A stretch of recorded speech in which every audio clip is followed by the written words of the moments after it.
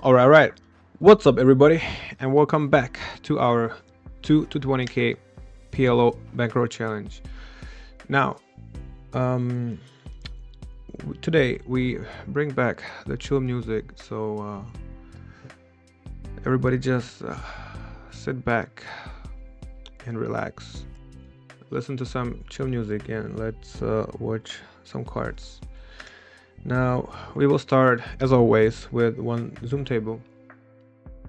Probably be playing two Zoom tables in the beginning, and then um, we will cut it down to one, as we will be opening regular tables as well. But the main thing is we will play. We will warm up at the Zoom 200.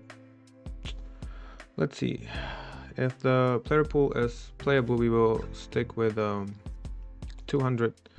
If not, then we will just take the step back and play PL 100, so we have some non-stop action. Now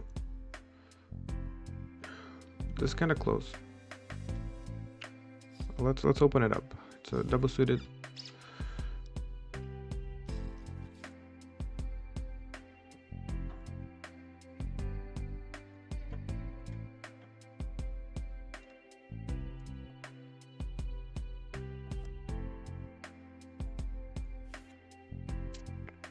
Yeah, we will also bring in one 20 BB deep Zoom game just to warm up, because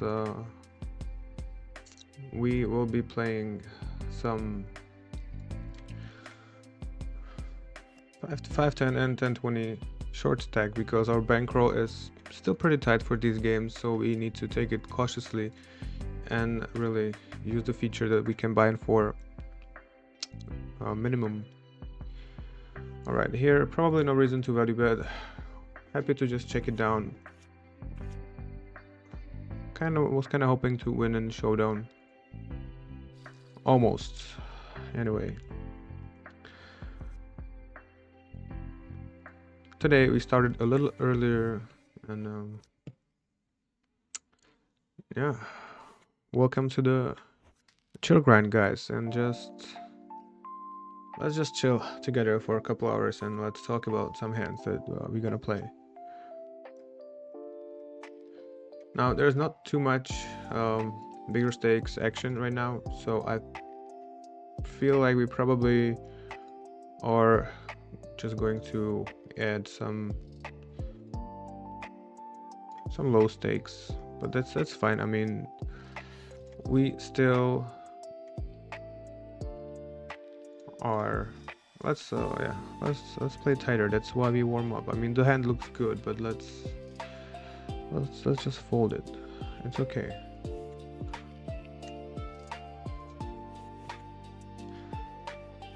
All right. I mean, these stakes you shouldn't really limp with the big rake, but we want to throw in some limp every now and then. Now we have a gut shot limp pot. I feel like we can bet, even though the board kind of favors our opponent. Kinda. He still have the whole range in his hand, so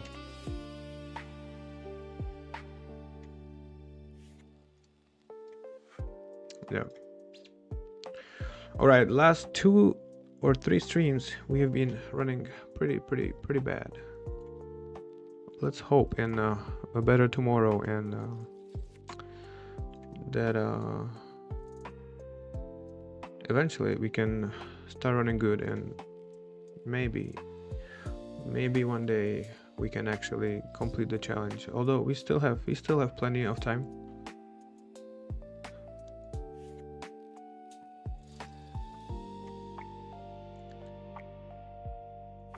Yeah.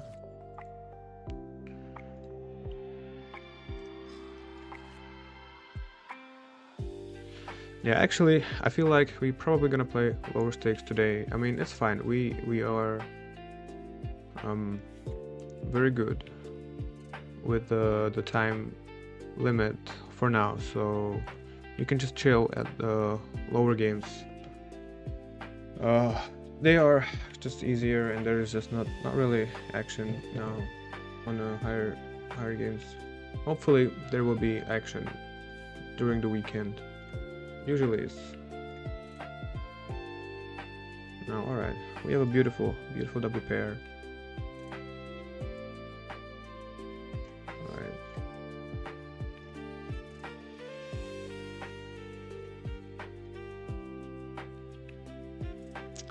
So far, the Zoom player pool wasn't really all that great. Today it seems kinda alright. It's a very easy hand to play. Either we hit the set or not. Okay, this is a little more complicated than just hitting a set. I feel like we can actually lead small. We definitely get some value, and against the flush, I mean, we are getting it in probably anyway. Yeah, we do want to lead the flush boards when it goes like this. Check. I mean, we have a lot of flushes in our range, as well as some sets that is still a value bet.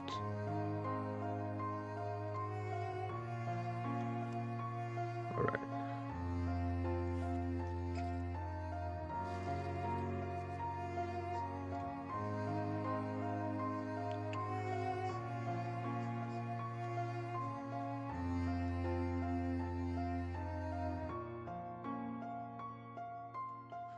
Alright, here we do have one 5-10, which we are so far playing three-handed, hoping that more players will join. Yeah, seems like the game is gonna be running.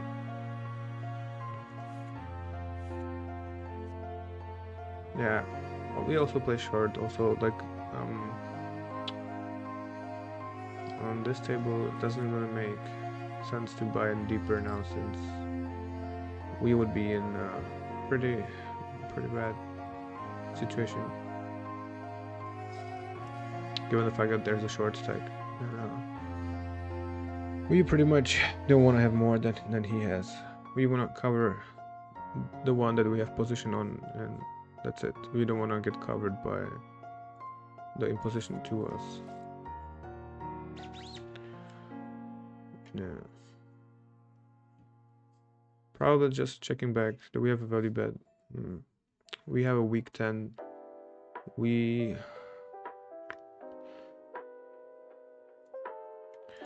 actually maybe we can get value from a 5 or a pocket 8 or something like that. It's kind of loose. Okay, this was like a very thin value from the little worse 10. It's probably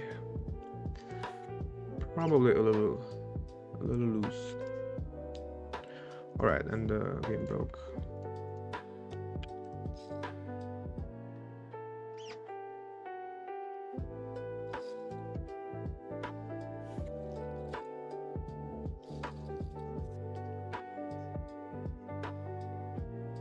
So yeah, we are currently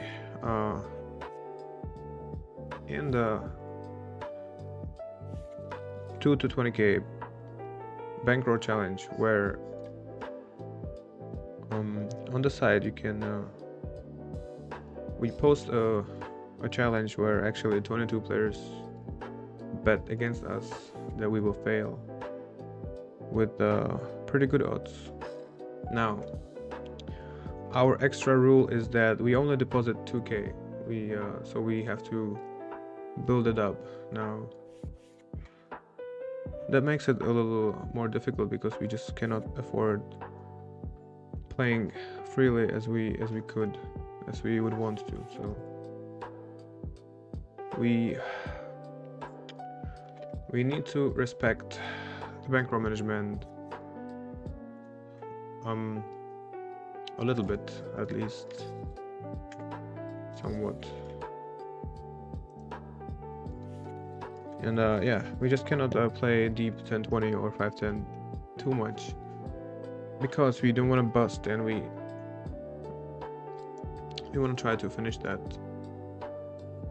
from the initial deposit without ever needing to deposit it again. Now, we were lucky with the bad beat jackpot on the PL 100, which was a pretty nice bankroll boost. On the other hand, we run like shit, like 9k under EV. And we nearly bust our roll when we kinda, in the first couple days, we ran pretty good and played some 510, 1020 completely out of bankroll, and yeah, didn't run good and almost busted.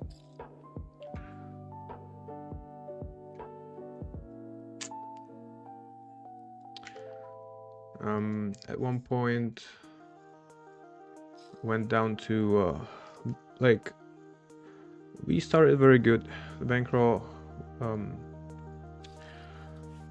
we ran it up to like 5k and then lost almost everything. We fell down to like 700.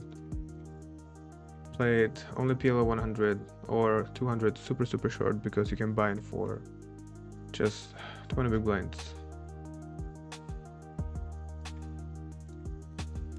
And yeah, we did good since then, kinda. Alright, I think no reason to bet. We don't want to isolate ourselves into only a very strong range. Now, we probably want to start betting with a strong hand.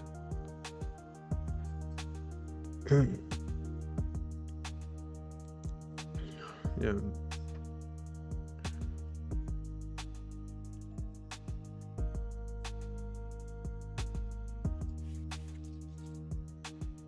So yeah, this table doesn't really seem to be the best in the world, but for some reason it's running, so we can just join and see what happens.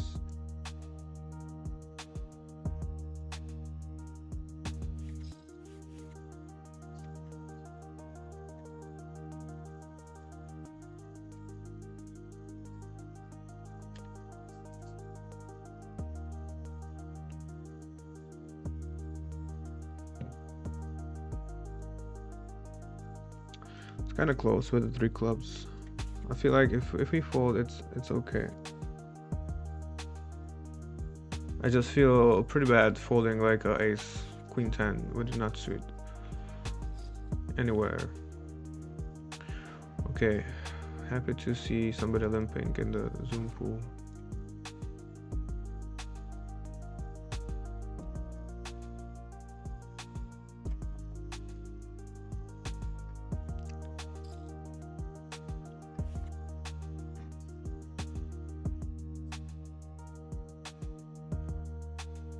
It's not the best, but we still have the nut cut shot, so probably call 1 street.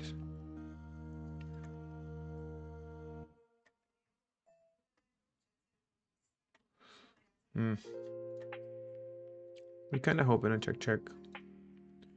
Now, can we block bet? Probably not.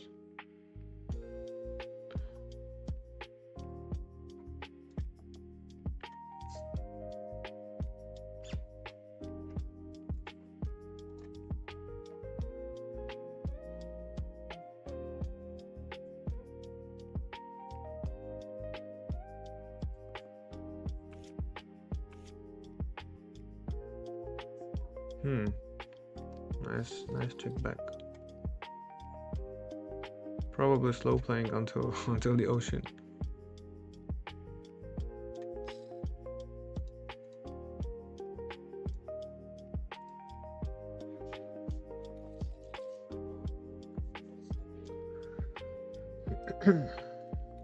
All right, here we play a couple more hands because we kinda have to.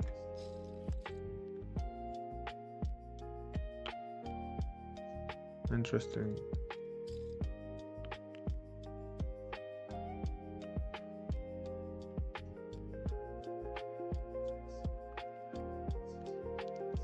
It's limp pot. I mean, we have very not many full houses. I mean, we do have.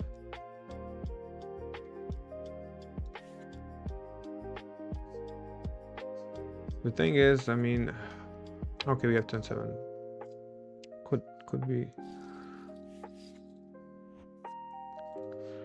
Could be a call actually, probably.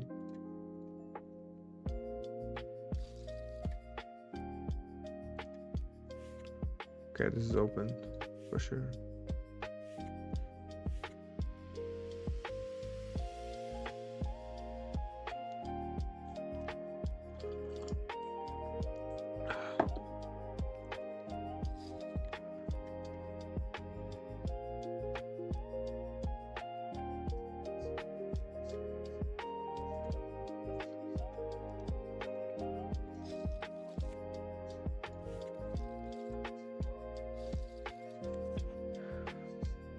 Yeah, today we will bring some little non-standard small stakes, but I mean, why not? It counts as well. Let's just play something. Yeah.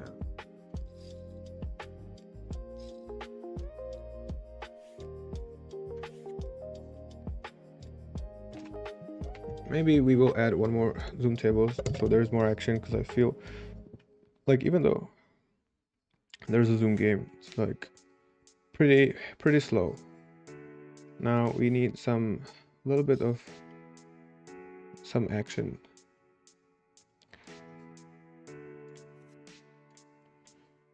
Yeah.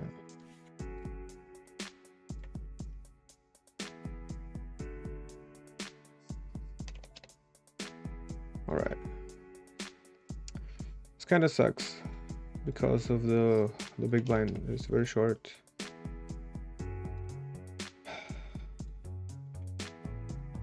So it's gonna be probably a close open. I mean, we can pretty much fold this hand because of the big blind. That's why short stacks are annoying.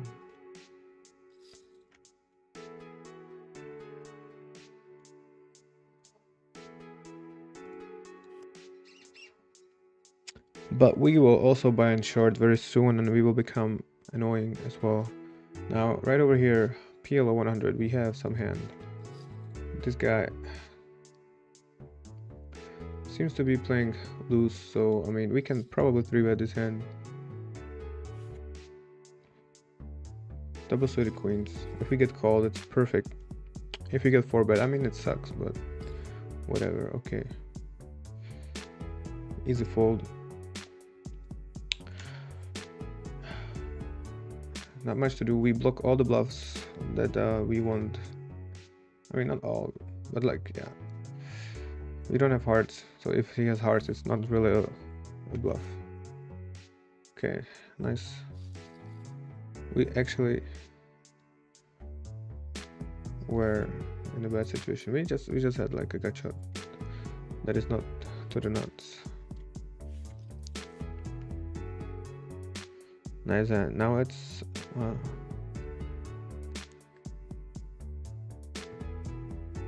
think it's very suicidal to just call 3 aces out of position when you can just go all in. Okay, let's see.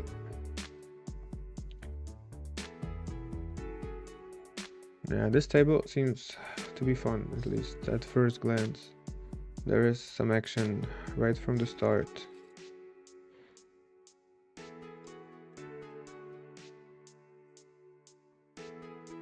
Yeah, actually, it's not a bad idea to warm up at low stakes, besides jumping right into 10-20 action and perhaps making some more expensive mistakes.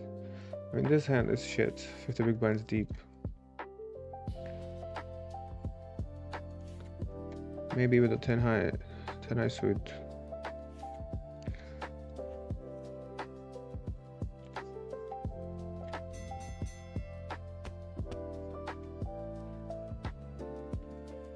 Don't get me wrong, that hand is not too bad when it's double suited. Especially when people fold. Often, I mean, you see blinds pretty often, but with this kind of rake, you want to be just a little careful with the hand selection. And yeah, you need to be aware of your stake size. That's probably most important, because the ranges are just super different.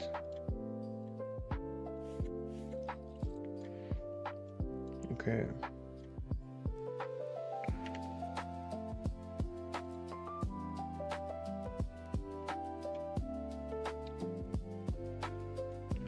Okay, we have some 2-5 right here.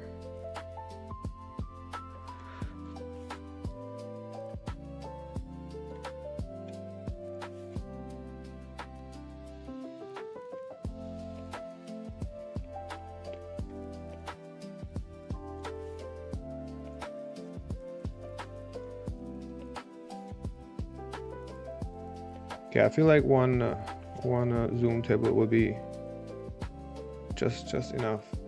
And it looks like there actually is some action on the zoom. Not like yesterday, it was just only regulars. Everybody tight. Today we do see some limps in the zoom. That's awesome.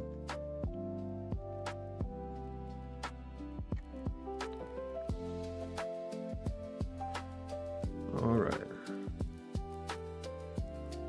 There's no reason to bet this kind of board. We really do not want to get check raised. And we want to play later streets.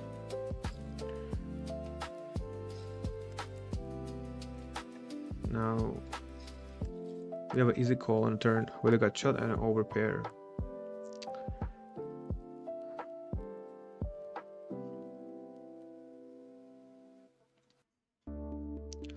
It feels like we will hardly ever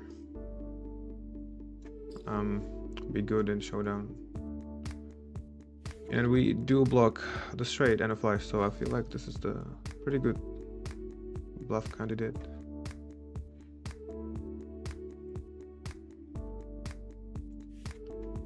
Although in general we do not want to look for bluffing spots, even though it looks very appealing, but in general we want to look for some spots where we can actually value bet.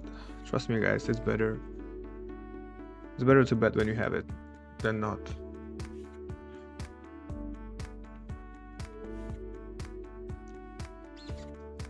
But anyway, I feel like in this spot we had like the weakest possible hand we can ever have, and pretty good blockers, so makes a lot of sense to just ship it. Okay, this is trash, especially playing short.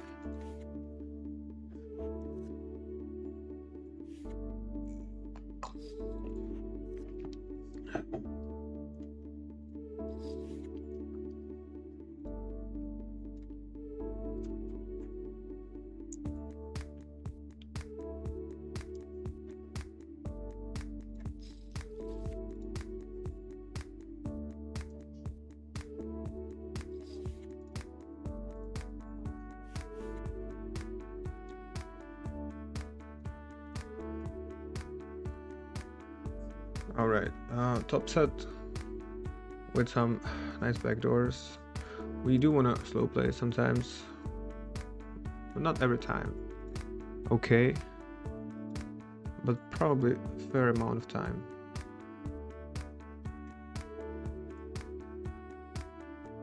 No. It's not really the best turn in the world, but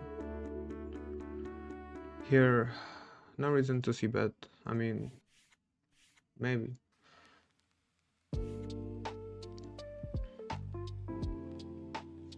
Like, we do have a nut gut shot, which we do not want to get check raised, or if we bet, then our opponent's range is pretty strong. When we check back, we have some pretty fine turn plays. However, I probably don't mind c-betting the hand, but yeah, I feel like both ways is fine. The board should pretty much hit the big blind a little bit more than us, especially when he's short. Alright.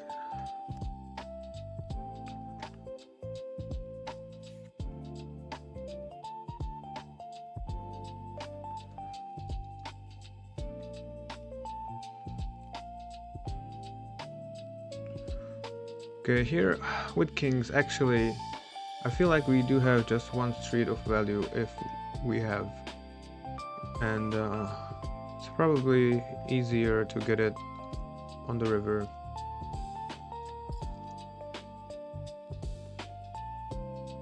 Probably even pot size is okay, but on the turn we still can be against aces, so it's like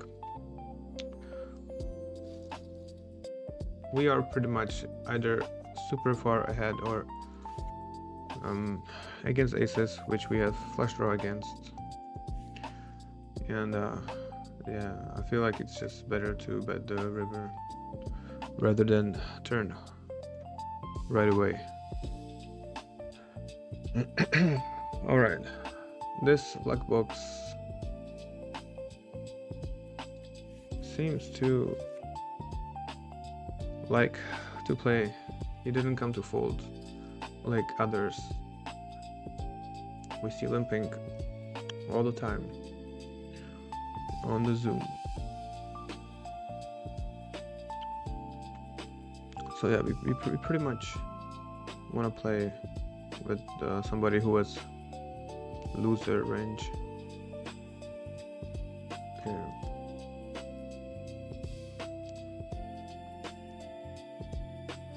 Absolutely no reason to bet.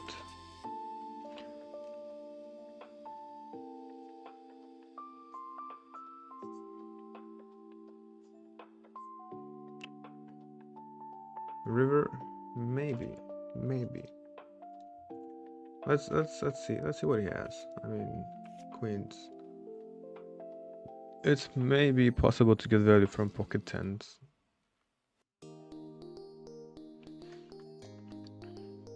He still can have ace-x or something, or kings, so I mean kings pretty often actually, so yeah, a value bet doesn't make too much sense.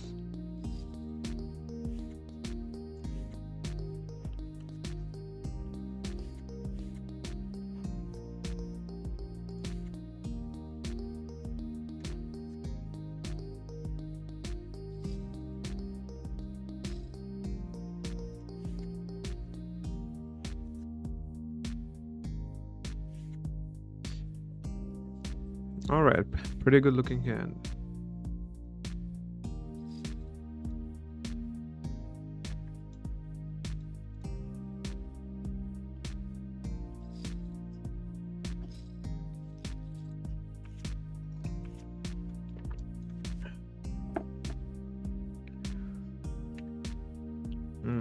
It's a pretty good flop. We have pretty much the same hand. It looks like the same.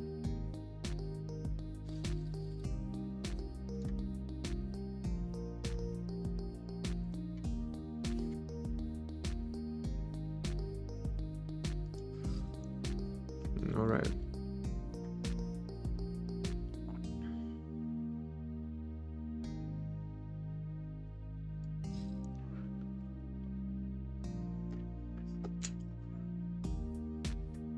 All right.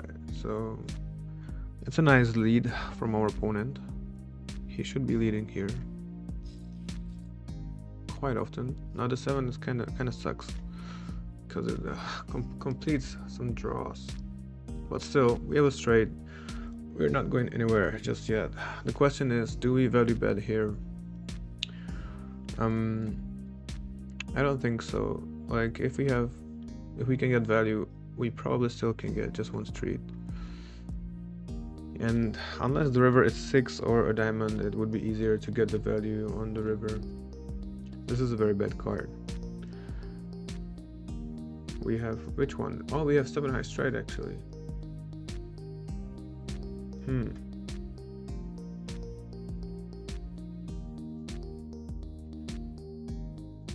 Probably just check and see. Interesting. I don't like the lead really anymore.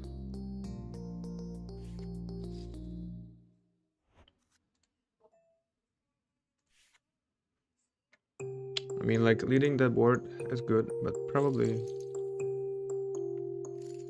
I'm not sure if you want to do it with that hand. I mean, you pretty much make a worse hand, you know what I mean. Some random queens just fold.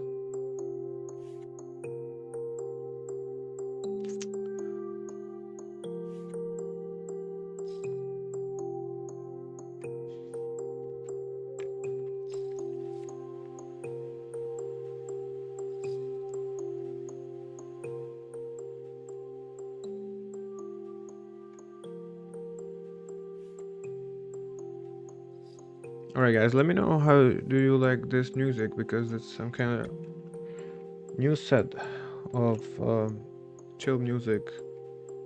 Not sure, I didn't really try it out too much yet, just a little bit.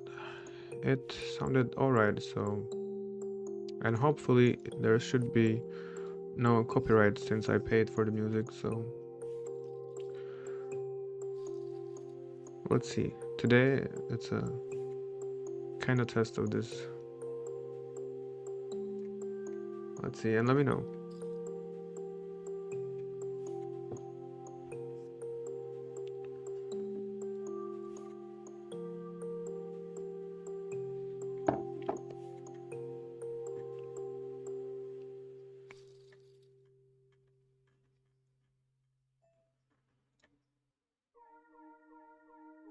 Streambeats.net. Streambeats.net. Streambeats.net. Streambeats.net. Streambeats.net. Streambeats.net. Streambeats.net. Streambeats.net.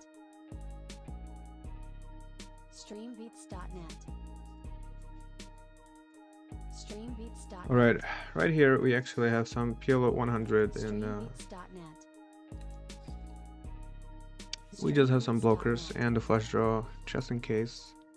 Streambeats.net. Unfortunately, we probably ran into a straight as well, or another blockers with a better flush draw. So Streambeats.net. Streambeats.net. yeah. Streambeats.net. Streambeats.net. Streambeats. Right here there is some crazy action. Streambeats.net. Wow. Streambeats.net. See, actually, maybe we should play these games today. Look at this. It's pretty nice action. Streambeats.net. Right here. Streambeats.net. Oh, the heart. Streambeats.net. Nice. Streambeats.net.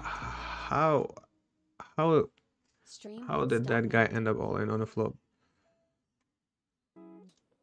How? Alright. When we don't have any action, we can at least watch somebody else's action, right?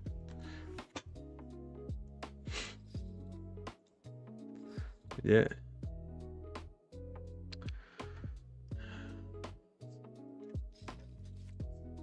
Talking about poker, guys.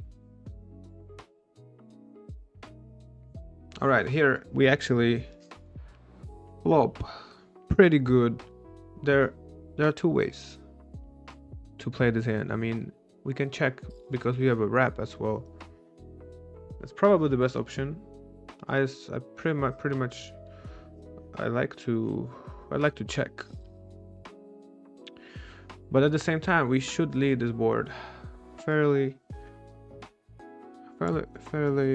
reasonable amount.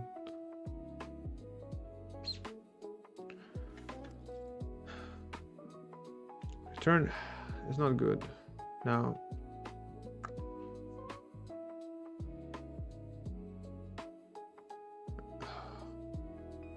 we can still be ahead though. I mean, even though our opponent will have a flush very often, or 7x that is better than ours.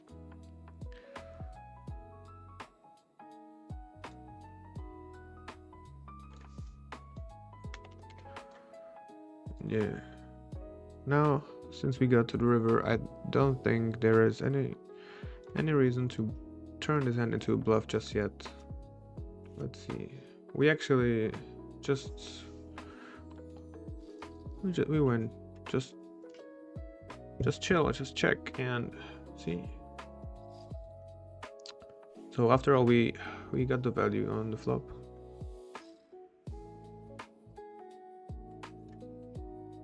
Alright, we have a new 2-5 table. Okay, we flopped too good. Now, what do we want to do? We generally do not want to see bet this board. Especially when we have like a brutal hand like this. Although, alright, I just wanted to say that I feel like we are just not getting stabbed nearly often enough in reality. But before I even started to try to say that, we actually face a stab. Now we could slow play, but I mean, check raising and just getting it in right now, it's also fine. If we had a nut flush draw, for sure I just check call. This is like, you know, we can get it in still like extremely well, and you know, the flush might maybe stop the action. Okay, here we probably lead.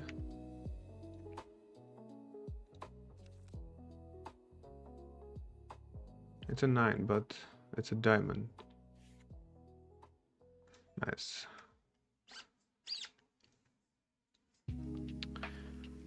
All right. What about here?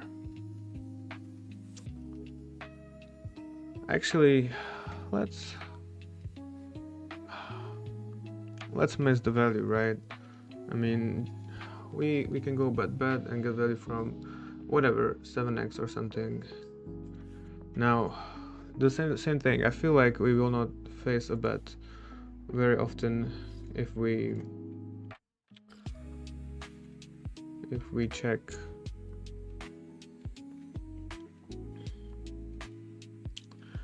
Yeah. All right, but this guy, he had a combo draw, so I mean, oh fuck, my bad. It was not. We had a hand. We had a full house on the other table, but you guys didn't see because I accidentally hid it. Anyway, trust me, it was a nice hand.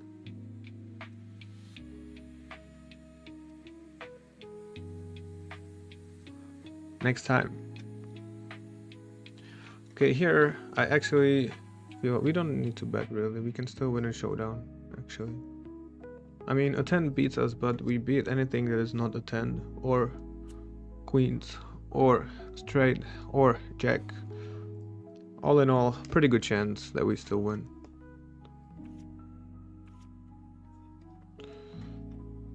Better kicker, bro. No need to bet at all. Just chill and check it out. We don't want to get check raised or something on the flop, you know, we have not rep 3 or 4 overcards. Yeah.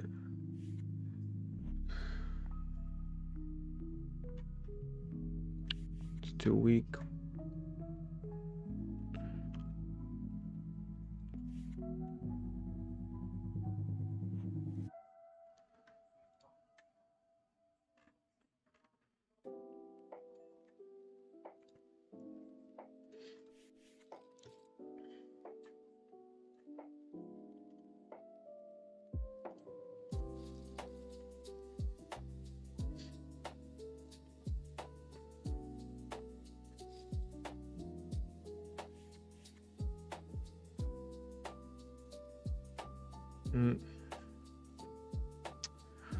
I don't really like this hand, even though. Well, why is there this game?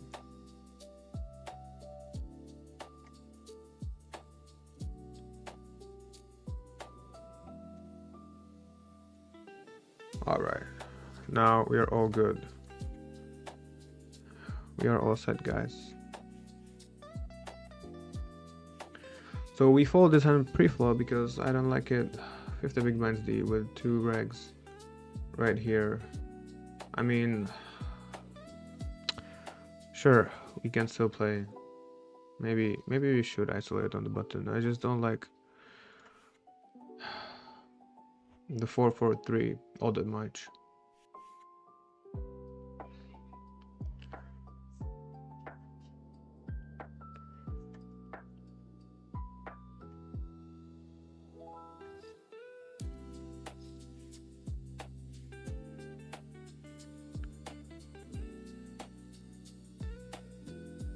Okay, if there is no reg, this hand would probably be limp, so let's pretend there is no reg and we can limp. Now this board is much more favorable for our opponent since he has any 4 in his range minus the top range that he will raise, so it's a very good board for our opponent. Now he didn't bet. He will probably have flush maybe 15 to 20% of the time. That's not really that much. 20, I would say 20 or less, not more. So we can feel free to value bet our 3.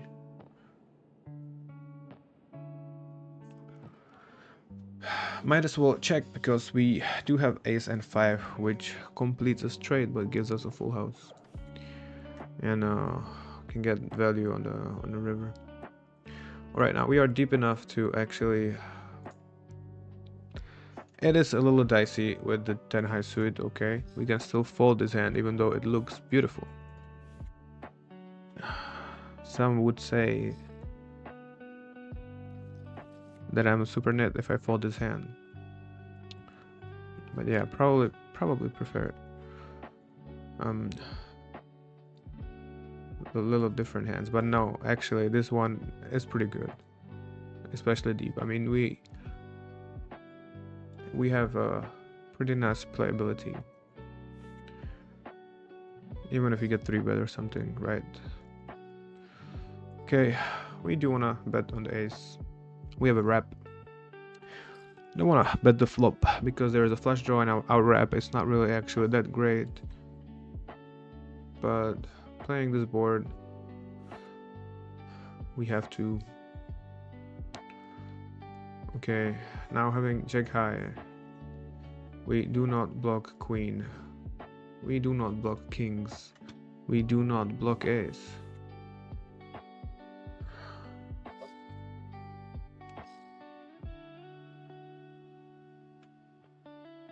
I feel like we just give up.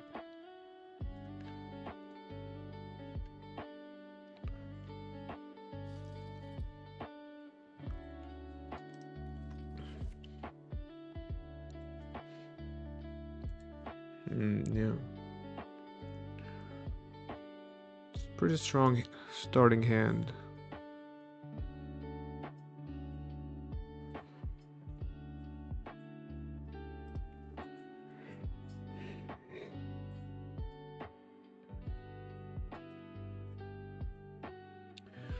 Yeah, again, probably no reason too bad. We don't want to get check raised. I mean, we have really nice turns and rivers. Now, do we want to bet? I think we can still check. And maybe get the value on the river.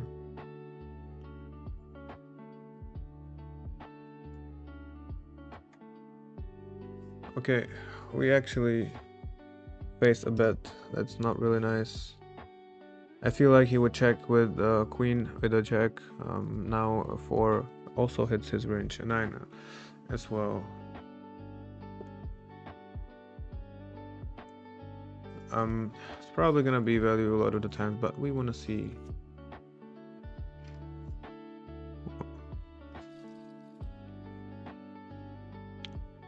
Feels like a crime to fold one of our strongest hands here, but I feel like it's just gonna be value very often.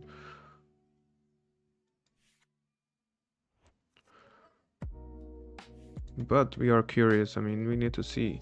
We need to make sure it's not a bluff, and by calling, you will know. So it's not like a guessing game when you fold and you are not sure. I mean, you call and you know. Either he is bluffing or not.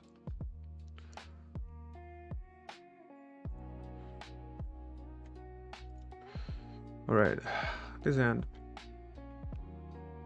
looks much better than it actually is. Feels like we're just folding everything.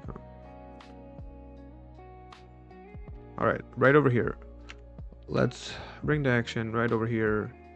We 3-bet and we flop. Set.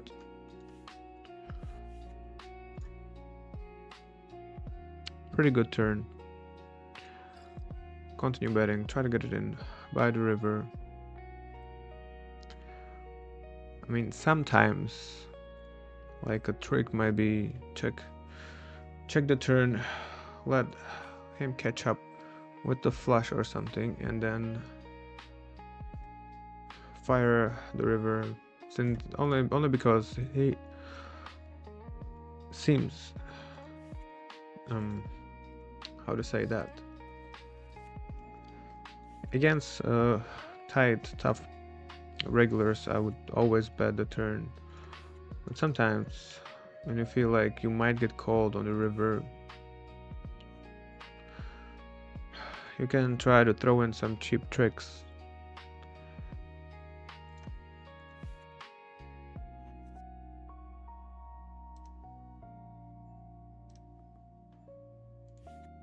Okay.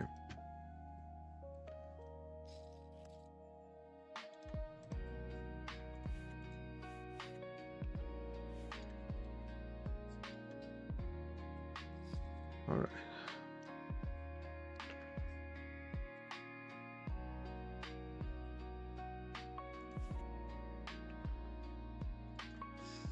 Right here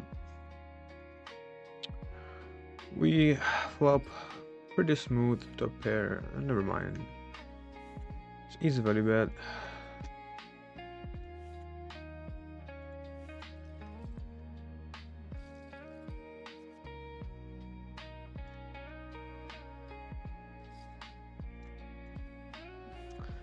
Alright guys, we do stream almost every day, usually evening time, sometimes afternoon, sometimes late night, generally 7 p.m. Central European time +1 or something, the middle of Europe, somewhere around 7 p.m. till 11. Okay, this is like not really, would prefer to be in the position, because now we would be in a very bad sandwich. Yeah. All right, this hand also, it's pretty good against under the gun range actually. Now this board hits us the most, I would say. but it's three-way. We don't block much. I feel like you can just check.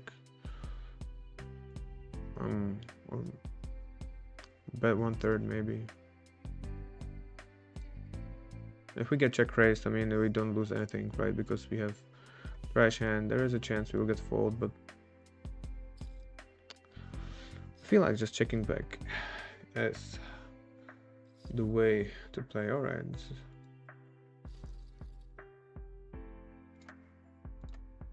All right. The zoom doesn't look too boring today. Okay, different story. Check high on the big blind. Very nice. Very nice hand.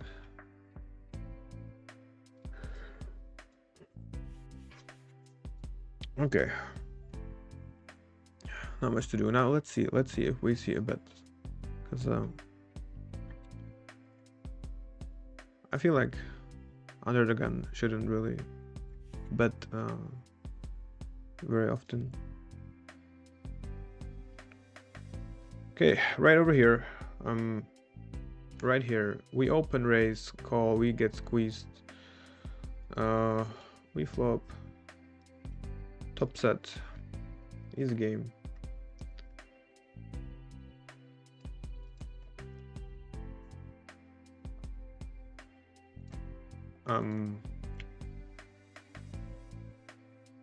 We got it in a very good shape.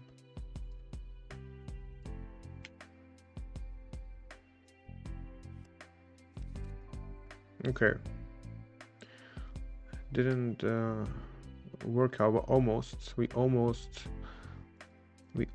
scoop a pretty nice pot.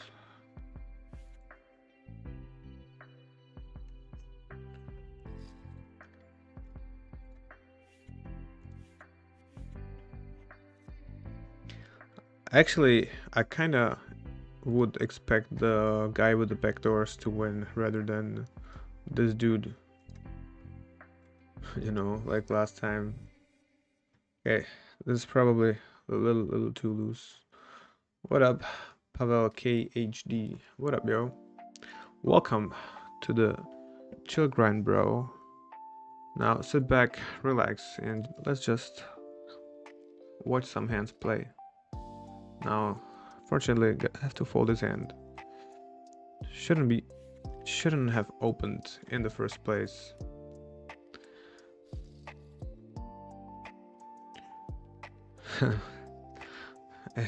No, bro, it's not a speed run. Didn't really expect to get this far that quick, honestly, because we started with only 2K, and in the first place we were just playing the PLO 100, and when we won like 1K or something, we added PLO 200 short stack for 100 buy-in. Then we add some 2.5 very short, and I had like 5K, and then played some 510 1020, lost it all. I fell to 700 bankroll, which was like kind of sucked, because you know it kind of feels like you're very close to bust, and we really had to step down. So we only played 50 big blind deep PLO 100 and 20 big blind deep PLO 200 to rebuild, and we did actually pretty well on these stakes, and luckily we hit the bad beat jackpot bonus on PLO 100, which was like 6K, so that was like a bankroll boost, and that allow us to play. Come on. Okay, this is actually from a super shitty spot. This is an extremely good spot, because the side pot should be good. Okay, the whole thing is good after all. Yeah, so we need some ace, king, 10, or queen. Never mind, but it was a amazing spot to be in. So yeah, fell down to 700 and then yeah, hit the bad beat, which allow us to play some bigger stakes, and we catch up a little bit, although we run probably 9 to 10k under EV. That's actually probably only 9k now, but yeah, it's crazy. We set the limit of a 69 days, which kind of felt short, but the biggest thing is to get out of the low stakes as soon as possible. That will be the only way, like the only break that keeps you down. And thank you so much, bro. I appreciate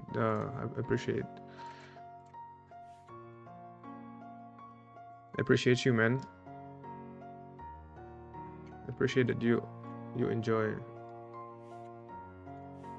I'm happy. I'm also, hope that maybe you can learn something from this stream.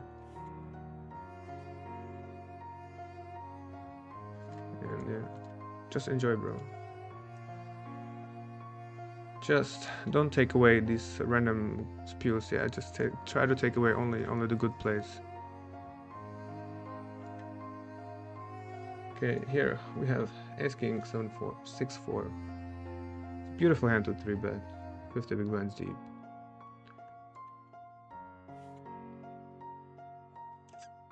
Okay. This is crazy, but we have to go all in because we have double backdoor flash draw, 2 overcards. We hope in fold. We unfortunately get it in a very bad shape. But yeah, kind of sucks.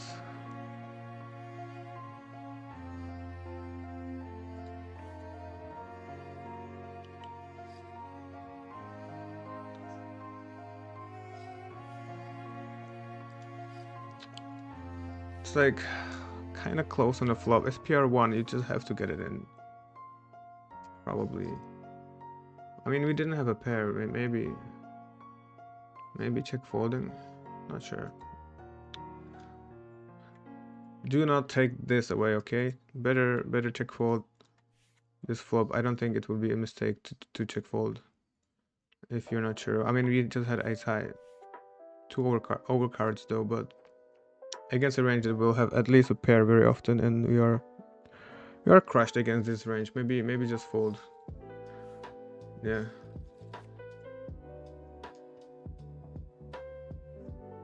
Definitely do not recommend that play. If we had like 100 behind, then of course it's all in.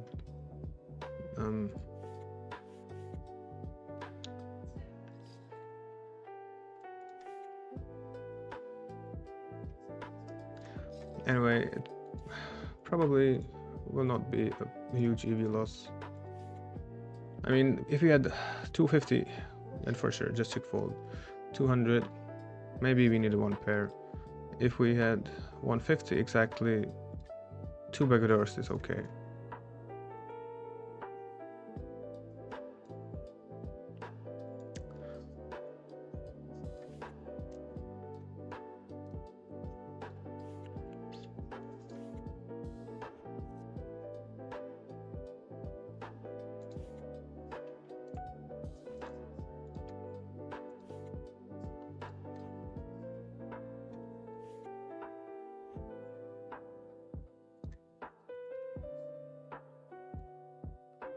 Yeah, I play probably on average around 10-20, sometimes higher, sometimes lower.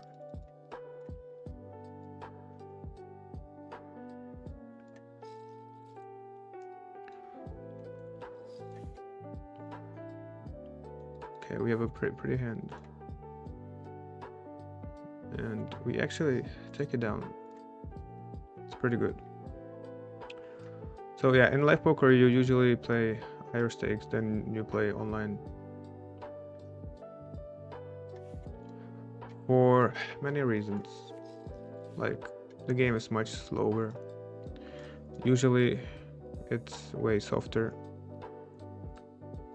and people straddle and stuff.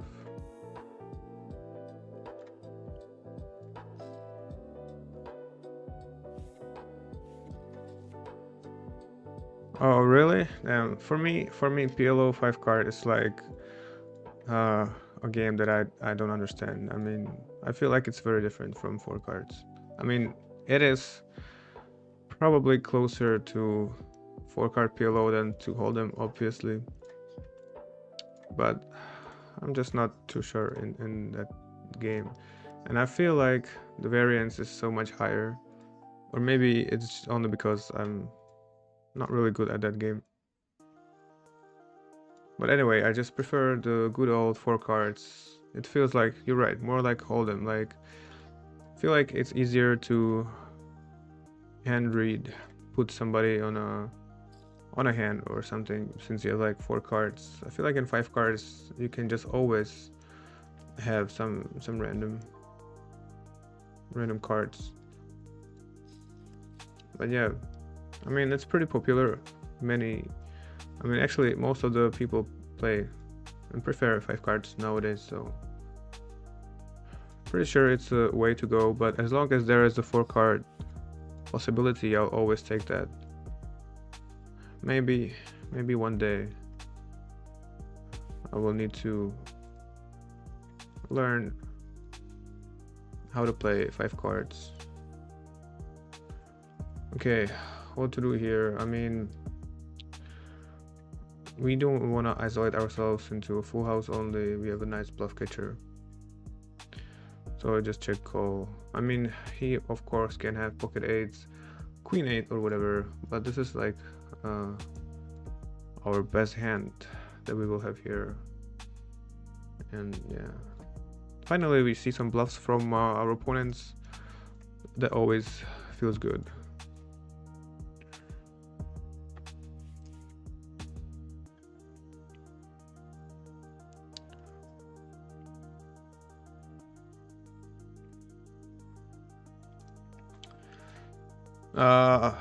Yeah, today the action is so much better, really a lot. I mean, it's probably still pretty tough because there are not too many recreationals and the rake is still very high, so it's still not really easy, but it's much better. Like, you at least meet some recreationals sometimes. Like yesterday it was only regs, so like impossible to beat.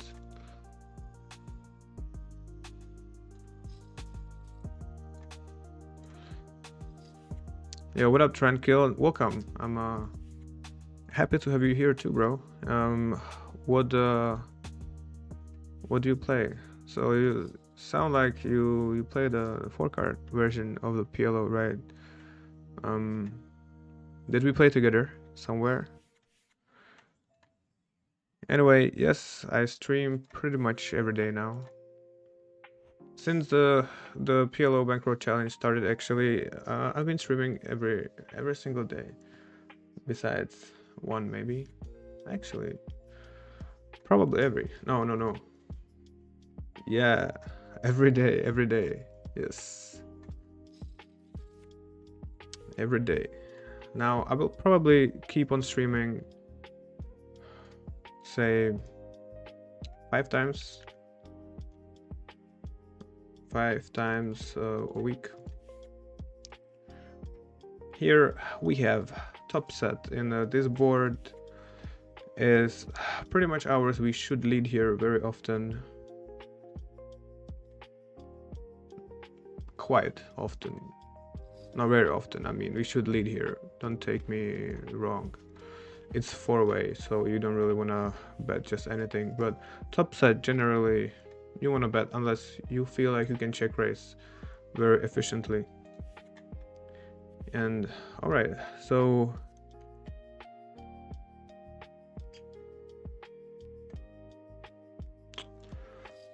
we get it in pretty good.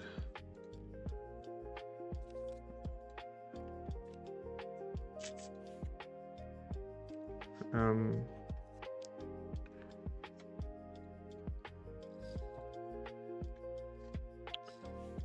right, one day, guys, we will start winning. Trust me, it will come. Anyway, it was an extremely good spot. I mean, these stakes are fun. All right, another top set right here.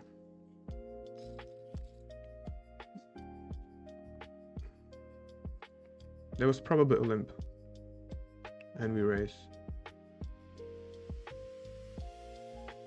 Right, whatever it is, we still, even if it's a raise, and we do want to lead this board as well. Top sets, we do actually lead pretty often, maybe half of the time.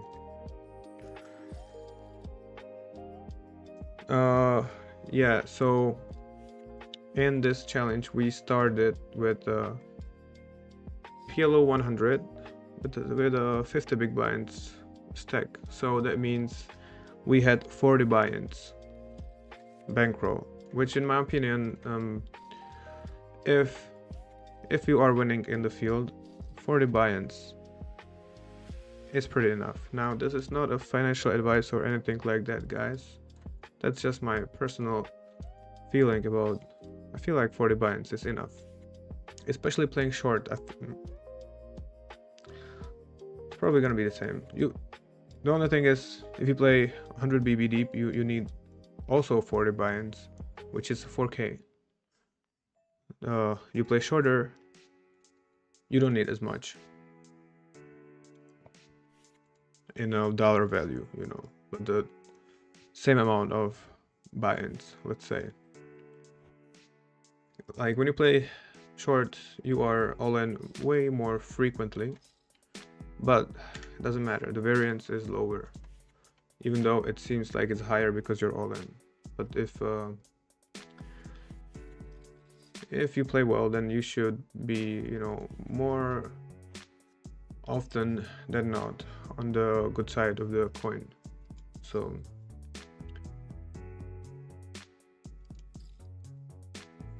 yeah, so we started on these stakes, and the rule was kind of that we would, yeah, here we got into a dicey spot. Now we have to get it in. I don't understand. The check could be a monster in his hand. Now, yeah, just whatever, just ship it. Check fold, okay, interesting. Maybe that's what we should have done with ace king. Check fold and not pay off the brutal equity. Anyway, yeah, so we started with a 50 buy-in, 50 big blind strategy, and later on with like bankroll of 3500, we added 1-2 with a 100 buy-in, so it's like 35. But well, kind of shot, I mean, you can run bad and lose it. Yes, we were ready for it, so I would step back at some point.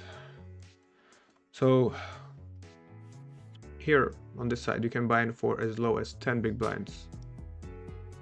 That's why we can play some 10-20 already and 5-10, because the buy-in is super low. So around like 3500, we actually added some 2-5 with 10 or 20 big blind buy-in, which is like $50 or $100, like same amount as on the PL 100. Then around 5k, we were like, okay, let's try play all the stakes, and we played 5-10, 10-20. Kinda didn't respect the bankroll all that much, because like, say I buy in for 100 on 5-10, and then I run it into like 800, and I kept on playing, because I didn't want to leave that table. So got all in with aces, 3-way with on the flop with the open ender, not flush draw, overpair, 60% equity, 3-way, and lost a pot that was like half of the bankroll. And then happened a couple times, and you know, the disrespect of the bankroll management strike back pretty quickly and fell down to 700. And then, you know, I played some Zoom 200 with 20 big blind buy-in. It's like $40, you know, like super short, but you play very tight. And again, the variance pretty low, so yeah. But started on a 100.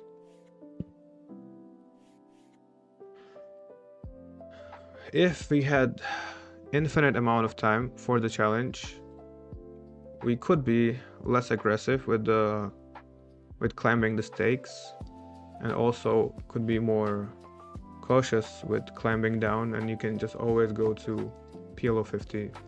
You can go to PLO 25. You can even short PLO 25, you know, buying for $10 or 12. The strategy is same. It will be even more profitable at these stakes, I believe. So yeah,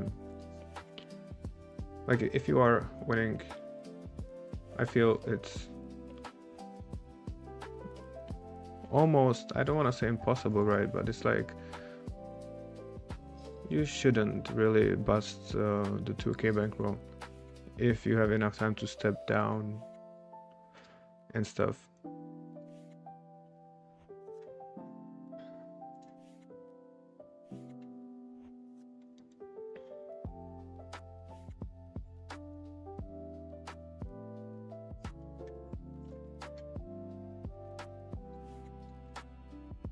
Yeah, I heard about 5 cards that, like, you know, people play terrible and stuff. But the thing is, I will also play probably terrible when I play that game and don't really know much about it. I would probably just try to assume it's similar to 4 cards and use the 4 card strategy over there post flop. I mean, pre-flop, it's probably, I heard, you know, I trained some pre-flop on the 5 cards. It's different. All the hands, they suddenly have like different value, right? Also, you're right. Equities run closer, so the mechanics are just different.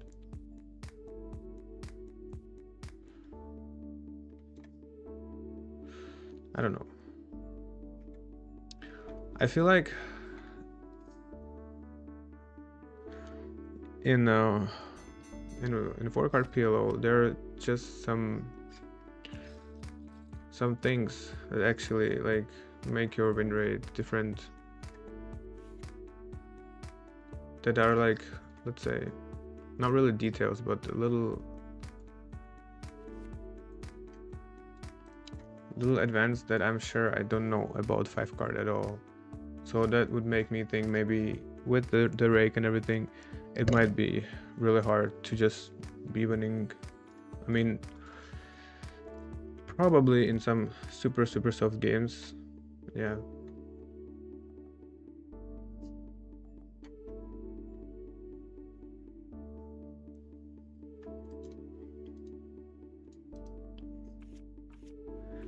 Yeah, but it feels like one day it's inevitable and the 5 card game will take over and there will be no 4 cards anymore. I mean, it's kind of bad already. Okay, we have a wrap here. We can check. We can bet. Why not? I don't mind checking this hand because we don't have a heart, so the hand is not as strong. We don't really want to see a raise. However, very easy river play, right?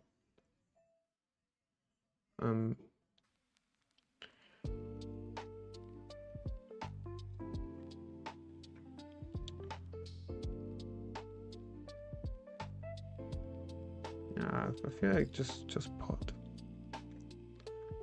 and hope for some call. I mean the flush draw missed, so. But yeah, checking the turn is even though the hand is like, you know, a pair and a wrap, it's also possible to just check that hand. No need to bet.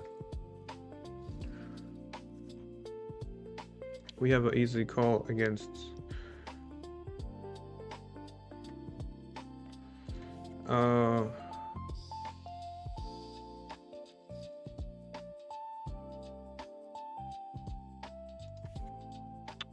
yeah, the rake is a little lower, higher, but the thing is, to win 20k on a PLO 50 is very hard. That's what I mean. So it's it's easier and more comfortable to just play 2-5 and higher, and actually make that challenge. Okay, do we just pot? Probably. Yeah, so that's what I mean, that even if you play PLO 25, the strategy will be probably even better, because in general, people don't really play well against short stacks, and the lower you go, the less experience they will have against short stacks, and it will work so much more. There will be looser pre-flop and everything, so your win rate is just higher. And then yeah, the only reason to climb up the stakes is just to win more. It's simple.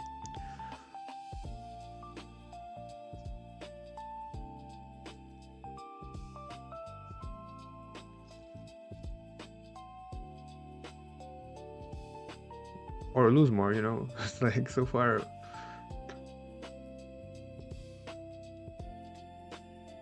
Okay, probably.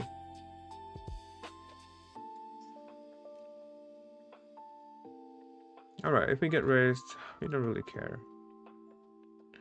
Yeah, we just fold. Feel like this board is really so much better for the imposition. Checking is fine. We have a king of clubs, we have kings. We block bluffs, so if we get raised, we are almost certainly against a really good hand, and we don't mind folding. Checking would be alright. And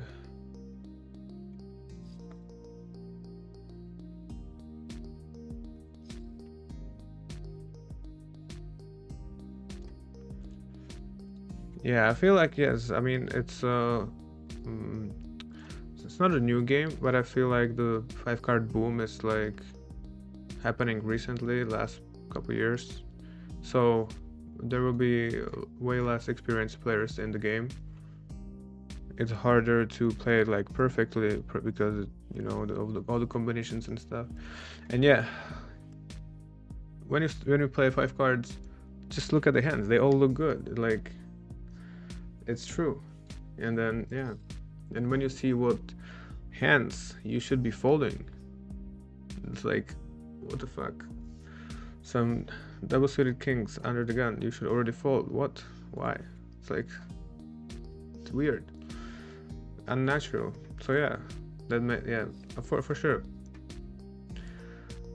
Like, anytime I sat down on some 5-card game, like in live poker, yeah, like so many multi-way pots and everything, and people play all the good-looking hands that are not good and stuff. That's right.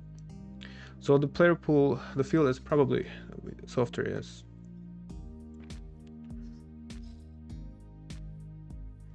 Yeah, ace is very different. 4 cards, you just want to get it in as soon as possible. Like, you have aces, just go all in. That's it. Say no more. Just all in. Let's go. 5 cards, probably you have to fold some pre-flop, especially against some aggressive action, right?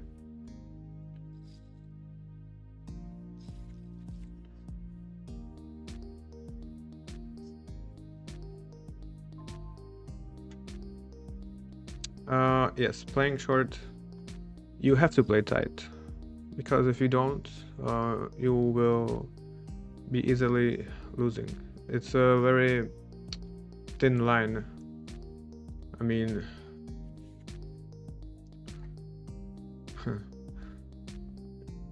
some hands might also look like pretty decent automatic, like all-in 3-bet or something, and it's very easy to go all-in with negative EV. I've been there. I lost a lot actually on some sessions where, you know, you don't even realize it, like you are on some kind of tilt, but you're just like, you know, let's say ace king 10-4. If a cutoff opens, 20 BB deep, yeah, it's an easy fold. Yeah. If it's a king high suit, let's say, and MP opens, it's also easy fold. Probably even against cutoff, 20 BB, if their range is tight. But it can look like very easy 3-bet, because against the button you still 3-bet, like the wide range. And when you're getting these hands in, you're getting them pretty frequently, and it's easy to all of a sudden start losing. So you need to be really tight and cautious. I mean, yeah.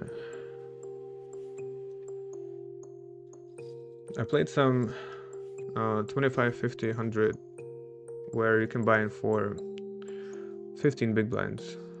So 1500, yeah. And I lost like 12 buy-ins in 3 hours on a live game. Playing probably too loose. So it's like, it's very easy to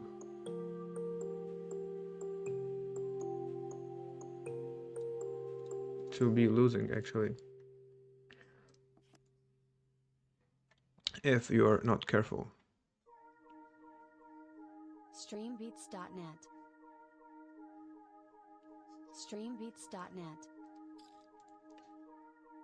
Streambeats.net. But yeah, it's profitable at any stakes, and at any stakes people do huge mistakes against that. Any stakes, literally any stakes you can imagine, everywhere is so much profitable.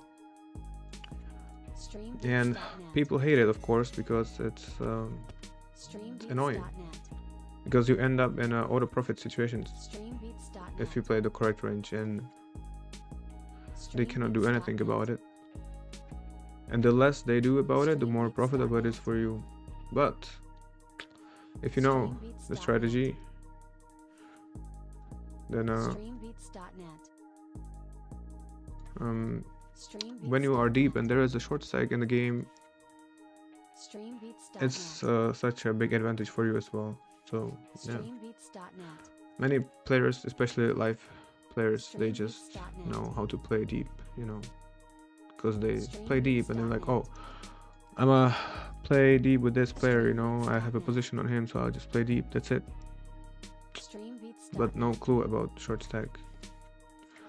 And yeah, you can have a really high win rate if you play short, especially like in an online environment.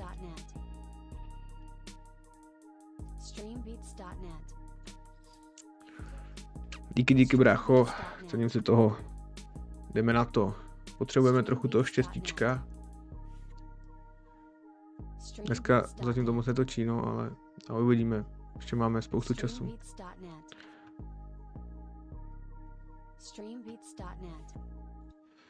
Yes, there is, I think, one casino. I don't really play much live right now.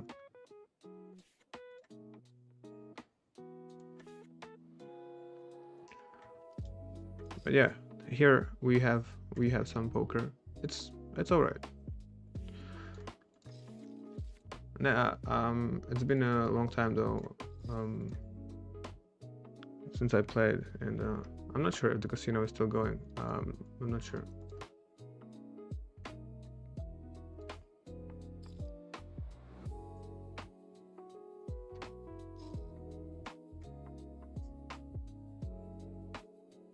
But clubs, you know. But I'm not the biggest fan of not public games. I prefer to play public, you know, just safer. Um,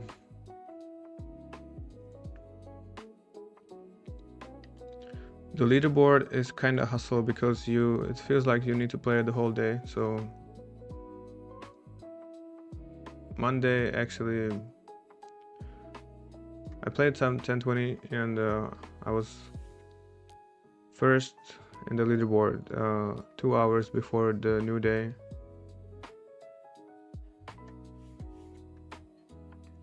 Before the happy hour started, but it was like morning in here. It was 7 in the morning, so I'm like, I'm not staying until 9. I want to get some sleep, you know. And there were like almost no players playing, but then one guy just played the happy hour and just ran me over, and he ended up first by pretty many points after all. So I ended up second, which is still pretty good, but you need to play just the whole day, and you need to play the happy hours. So I feel like it's fine to win it like 3 times a week and then like chill a little bit, because the bonus is really nice. The first or second place, it's nice, but it's not, I mean, you still need to be winning though. It's not worth it to play a game that is really bad. You need to, I would play it if my win rate is more than break even after all the rake, then I would play for the leaderboard. Otherwise, makes no sense. And now, since there's the weekly one, so they cut out a little of the daily. They take away 10k and put it into the weekly. So it's kind of binding. You have to play the whole week to actually play good in the weekly one, which is crazy because like you would have to play 15 hours 7 days a week, no life at all, barely any sleep, but then you have a good prize.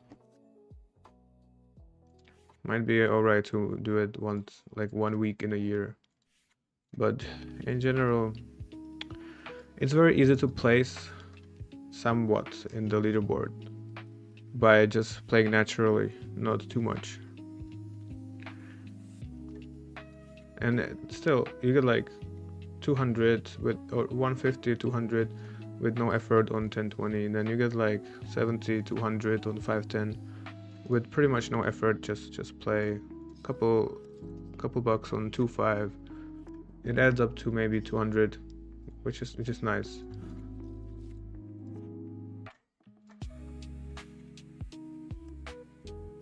But like going for the first place, it's tough.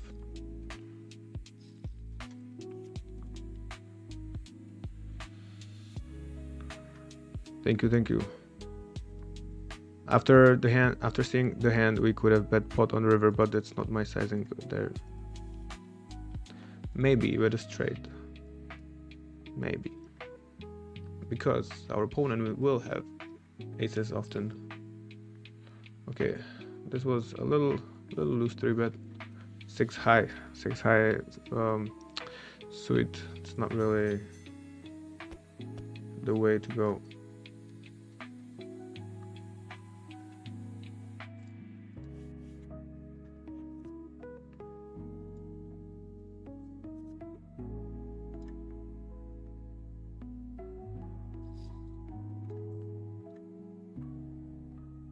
Okay, this is trash.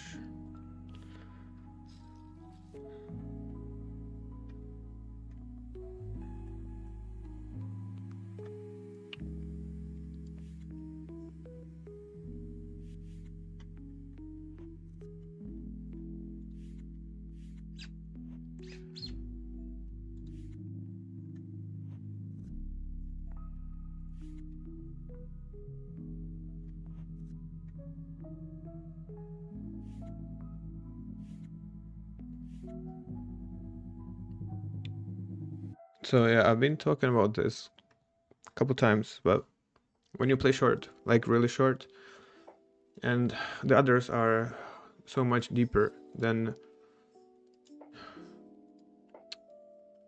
even if you play maybe a little bit too loose, it's not too bad, because when you take a look at the 20 BB solution preflop, it counts with the situation that everybody has 20 big blinds, but it's very different now when others can still play post flop, and then they can make each other fold at some point.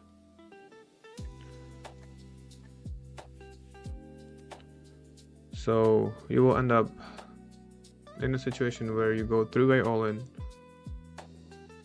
they still play post flop,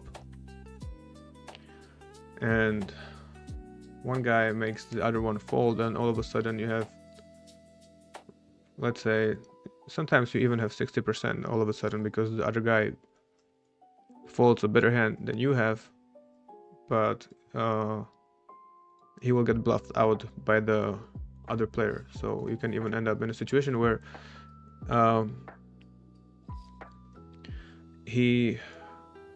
one that makes the other one fold wins the side pot without having to without needing to have any equity. Like, he just steals the pot, and you have 60% in the main pot, which wouldn't happen if everybody went all in, because everybody would realize their equity. So you will over realize your equity. That's why it's extremely good, just naturally. So even if you maybe play sometimes a little too loose, but it's three-way, still very big chance that you will be in a profitable spot. Even if you end up having 40%, it's still profitable, because you only need 33% when you go all in three-way.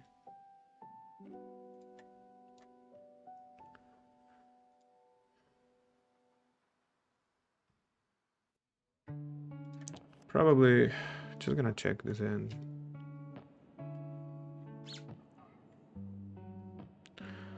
Double suited queeny ze 7-8 bráško otevíráš, i kdybys měl jeden big blind nebo 1000, úplně pořád, to je brutální henda. I kdyby bylo 12 pozic u stolu, tak to snad otevřeš. Alright, we have a queen.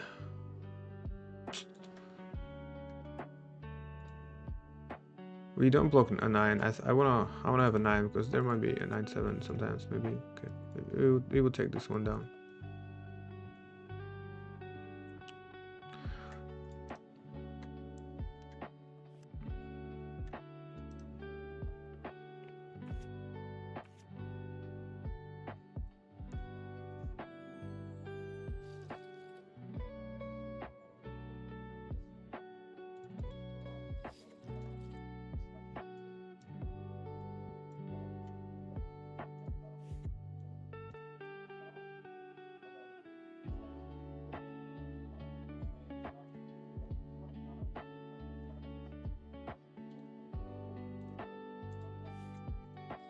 Okay.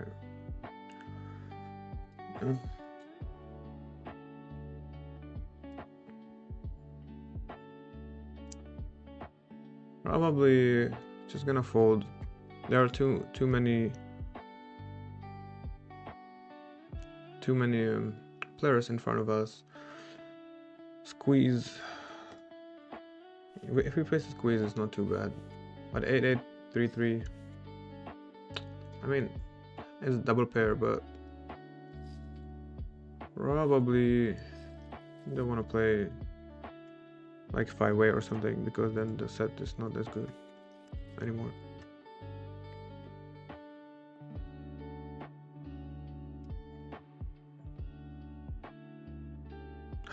Yeah, that's also like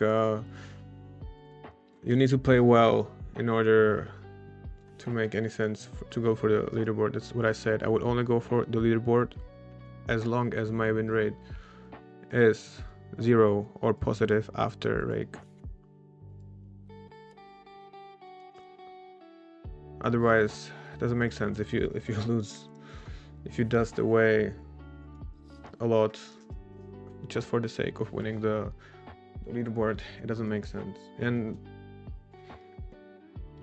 oh, this guy Kaltor, yeah, okay.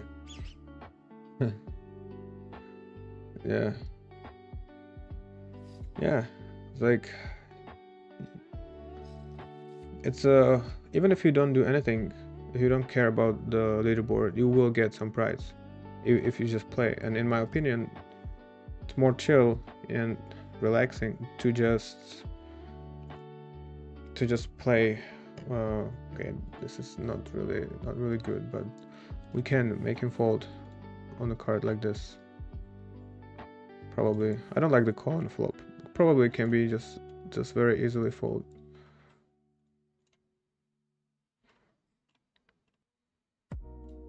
But it's like the perfect card. I mean, we still, of course, he can have ace jack or king, and it will be very hard to make that hand fold. But at the same time, this is our only bluff. We don't have any bluffs in here, and we have to bluff.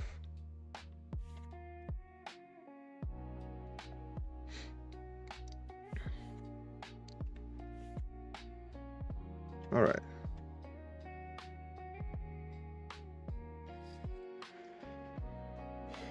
Actually, we can take a look what he had, right? Because he is streaming. Let's see.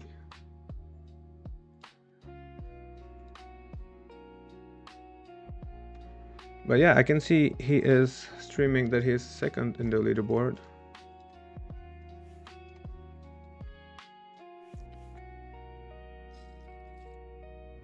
Fuck. One moment. No music for a little bit. Just want to see if we can see the hand that he had.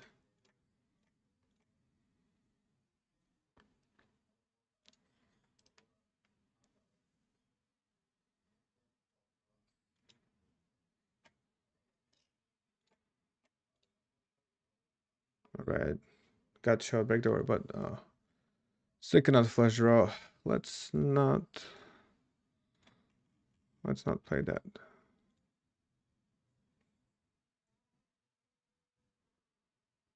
Okay.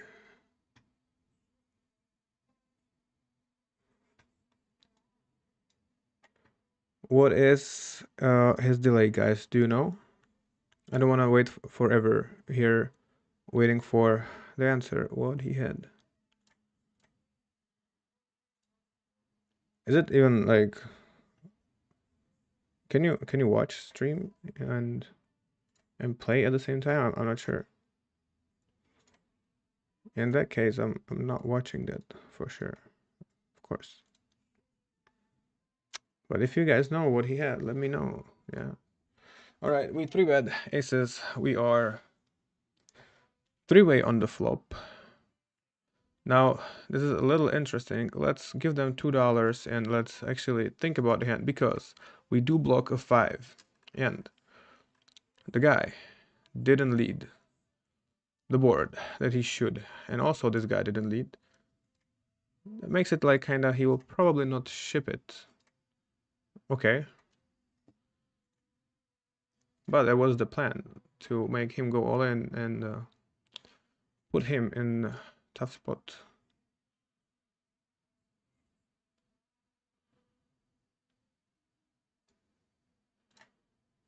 Well, I see.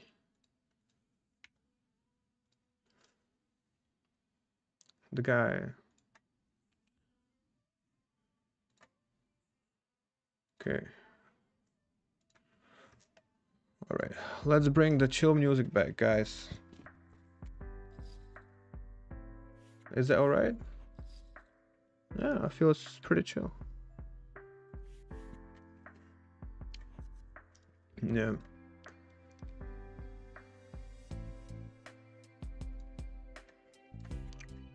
Also, look, you will compete against crazy guys that just actually play 24/7, and you have to keep playing, you know. And sometimes these guys, they don't care if they win or lose, they just want to win the leaderboard, and against them I feel like you can't compete. And yeah, I prefer to sit there, play good, you know, play against these guys that are tired, play 24/7, and have a win rate against them, you know. Because if they sit there 24/7, they're sure not fresh. They are clicking buttons, you know. You can exploit that, and you know, you're just chilling. Then you feel tired, you go to sleep, bro. You wake up, they're still there. There will be there all day long. Yo, what up, coffee hater? Welcome back. Happy to see you here. Enjoy, bro. Just chill. So yeah, for me, I prefer to play against these guys that farm the weekly leaderboard, because they just make so many mistakes. Because it's impossible to play perfectly. They have to play simple strategy. They cannot play anything too creative because they have 15 tables open at the same time, you know. And you know that they do. So, and you just, you know, you can play 2, 3, 4 tables, just chill, sit back, relax, watch what they do and pick up on it. While they can't, they will not exploit you.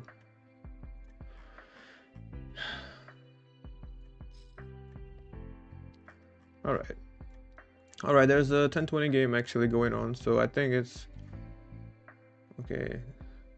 It's time to bring some regular tables in it. All right.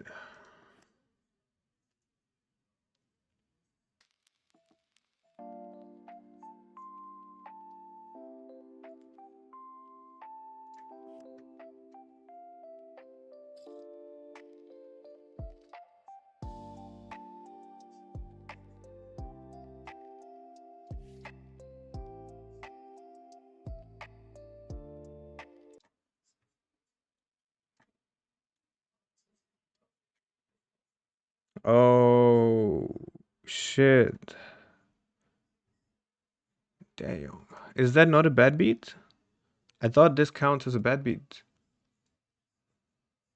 At least like somewhere where I played. I think on club somewhere it counts as a bad beat. Holy shit. Yeah. That sucks. It's also why the deeper stake, there's more variants actually. But yeah, it sucks when this happens. And you start betting on the turn where you just like, bro, if you had 200 BB, you would lose all 200 probably. Probably. That's sick. Where is the ace on the river? Okay, here, just fold. Here we open. That's a very loose open. It was like autopilot, C game, open. You shouldn't do that. That's too loose. Too loose. Even though it's ace high suit, it's too loose. All right. Chill back.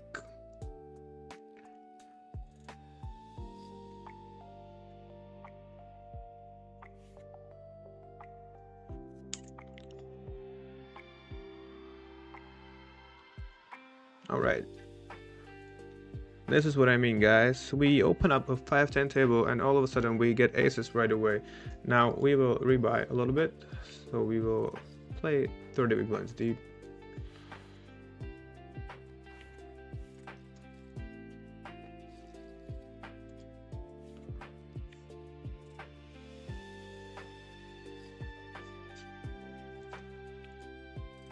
Alright, it's pretty fair flop. Too bad we just buy it for 10 BB, but it's like, it's fine. Yeah, right. Check the hand too, bro. Crazy. So, especially the action, like check check, and then the turn is like you're never folding. All right. I guess it's a good thing we didn't have more.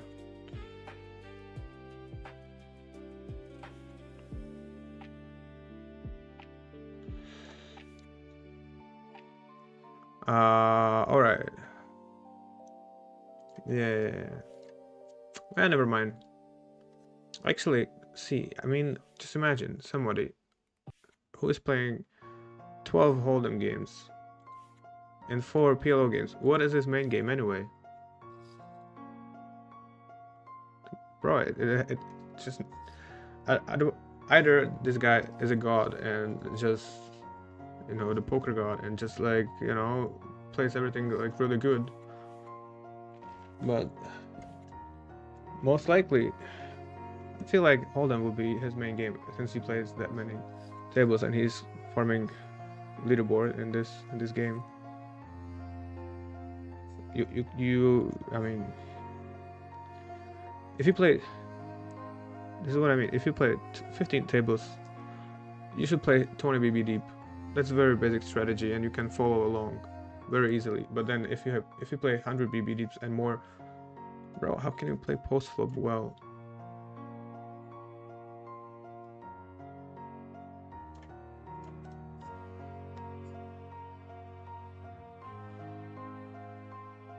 Yeah, Tilt and we have had some pretty long relationship. Yeah, I mean, let's just fold this and whatever. Yeah, I feel like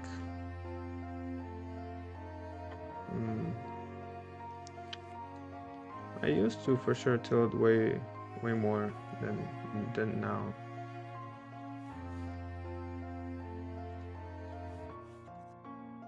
But it's a long way actually. I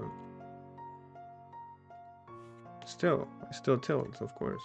I feel like, you know, it's hard to fully get rid of tilt, but I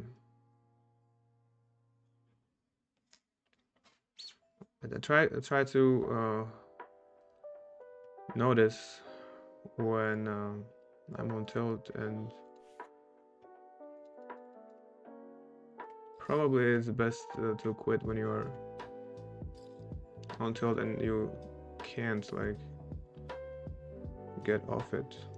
It's very easy to be on the tilt thinking you are not on the tilt, and then it's very easy to start playing too loose, and it's very easy to start losing, you know. I usually probably play 6 hours, but it seems like this site is just like addictive and so much fun that I just play probably 10 hours.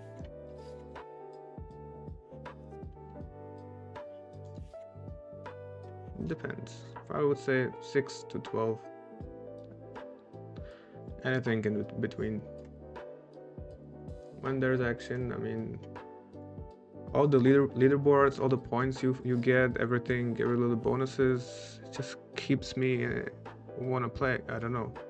All the animations, just I don't know.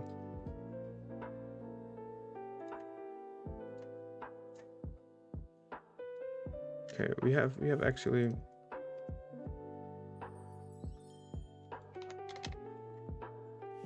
we have enough tables running.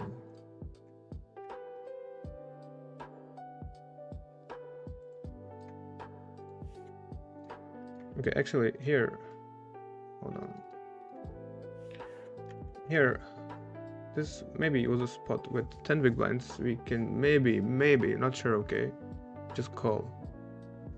Because they would have some action after, but actually they are too short. If these guys were deep, then we can call and just realize our full equity with the random hand that is double suited. Okay, didn't pay much attention honestly here.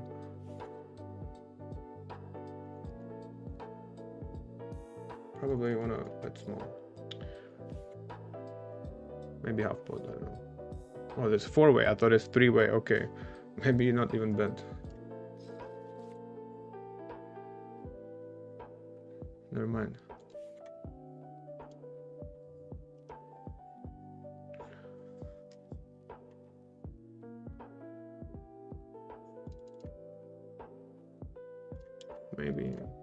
Maybe to lose. Probably.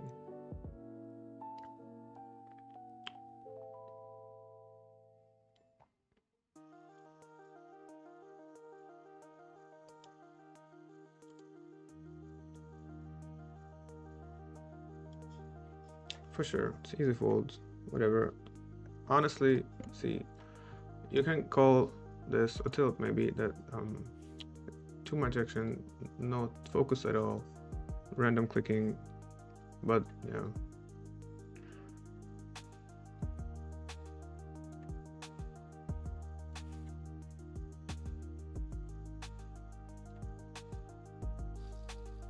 Yeah, I think you have to really get used to losing every day and running under EV and everything like this, because it's poker, man. It's inevitable. It will happen all the time.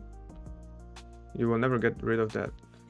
And yeah, I feel like probably when I started to look at variants, like when I'm losing, and I don't see the EV graph, because I've been playing live poker a lot and you cannot see EV graph there. And when you start losing, I mean, it was a sign for me to like, hey, maybe I'm doing something wrong. So take a step back and maybe study a little bit and improve. Now, same thing, if you are losing, and it's really not only the EV, all in EV variants, then it's a sign to not blame variants and just get better.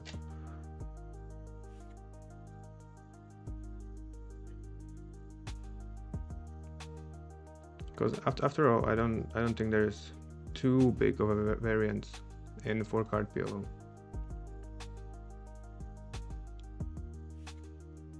I know, I might get hate for this, you know. Of course there's some variance, but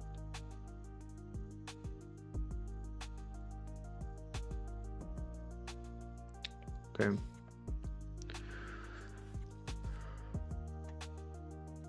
So yeah, of course, I mean, when I lose 10 flips in a row, it's tilting. But every time I feel I might be tilted, you know, it's a time to like realize that you are tilting and try to figure out how to not be tilted, and then maybe it doesn't make sense to be tilted. But yeah, actually tilt is a very hard part of poker. Very. One thing to work on the most, I think it's especially in the first couple years, it's the biggest determinator of the win rates, because you can play well, you know, play some advanced strategy with a nice win rate when you play your A game, but then when you slip, when you tilt and blow away some stacks, then all of a sudden you might not even be winning, even though you know the strategy. So there's this saying that doing a simple strategy really well is just much better than performing poorly with a complex strategy that, like, sometimes you do really good, but but you can just be really bad at sometimes. Better play simple.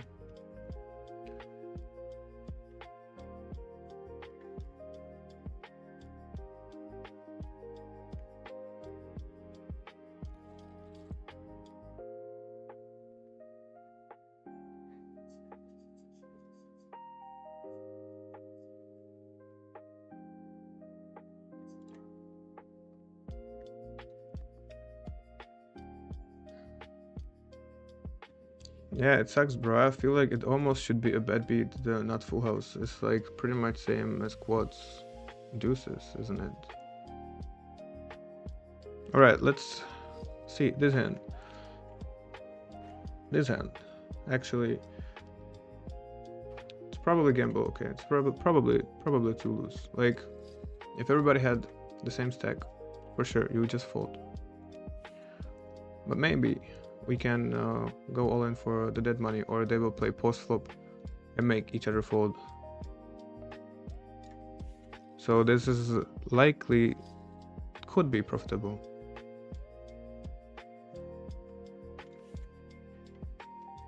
Now we need like, if he folds, we need like 32% equity.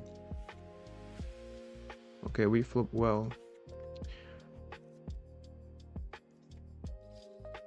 Not sure, but very likely it is profitable. It's very hard to, I mean, publicly there is no solution for this. Okay, everybody ended up all in, so not much. But see, I mean, if we fold pre-flop, then we would have a really profitable situation. Okay. And yeah, it's not expensive. It was only 7.5. Yeah, it was 7 blinds. I feel it cannot be losing. It's either break even or profitable. Even though in the 20 BB solution you will see it's losing, but that's a different situation.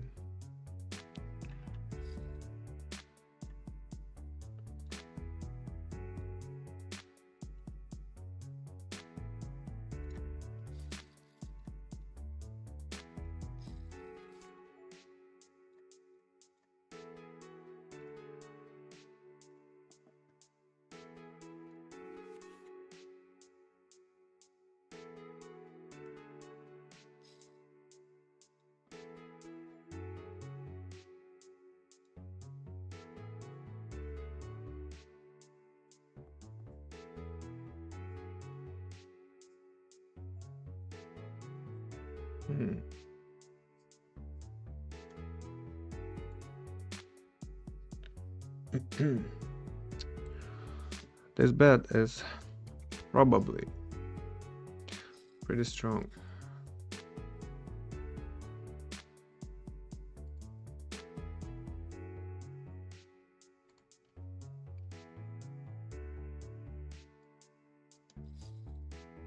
Oh, this bet. Sorry.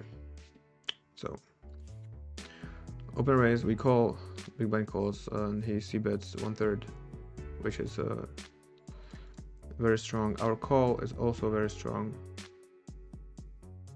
Now we will probably face a jack very often. So I don't even wanna bet at this point. I'll just realize my equity.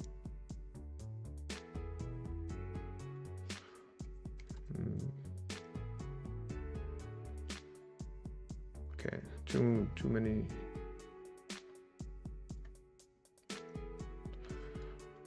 Too many tables at the same time, honestly.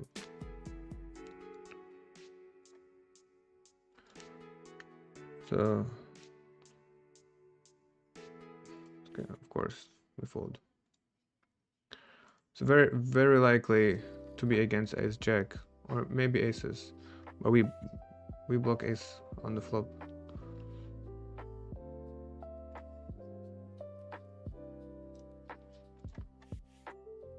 Okay, right here, that's why you can play 20 tables 10 BBD, because it's fairly easy.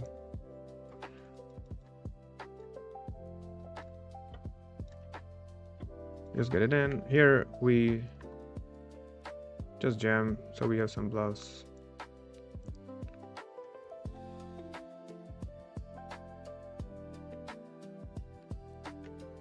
We actually had 2 pair, but still probably hard to be good in showdown. Now half foot bet, yes, could be kings, but whatever. Let's see if the guy bluffs or not. It's not a split. What's the value bet? Okay.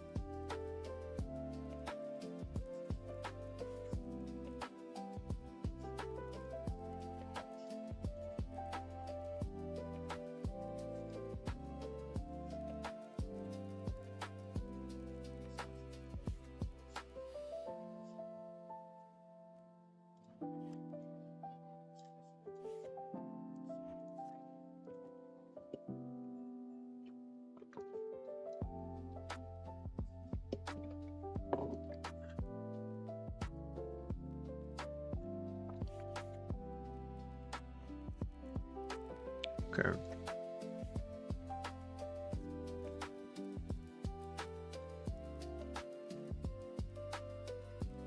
Okay, I feel like we can isolate a limper with this hand. For sure, why not?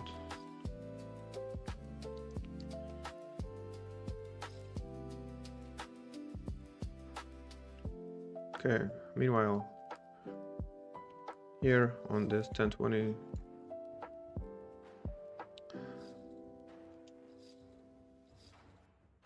maybe, I mean, it should be all right. Okay, we are in a very bad shape. Maybe we'll lose, but yeah, depends what our opponent's open raising range is like. It can be pretty bad to squeeze, but it might be alright. Okay, we are all in one more time. Call or 4-bet. Probably we're not folding much. Ace king 8-4. Yeah, we push equity even pre-flop.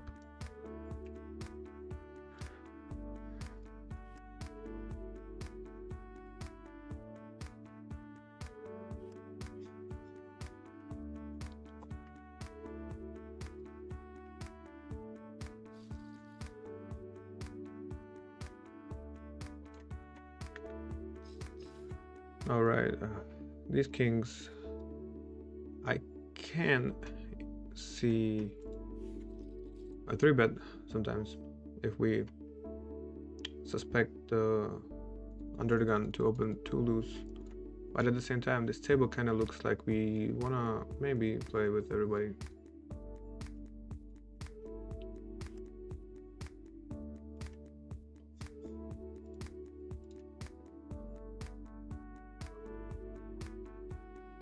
Okay, sure, we can throw some value bet right now.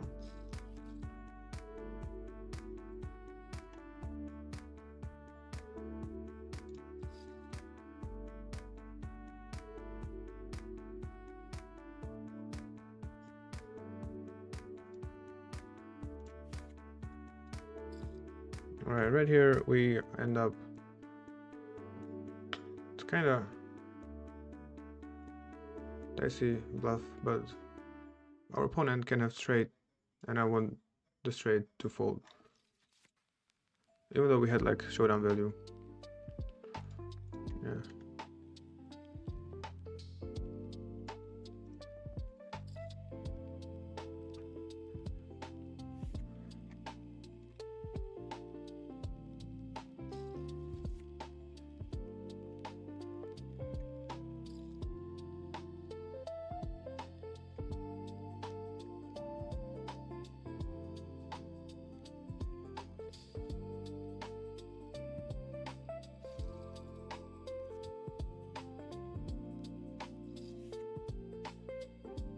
Yeah, no reason to see bet. We have some very nice turn plays.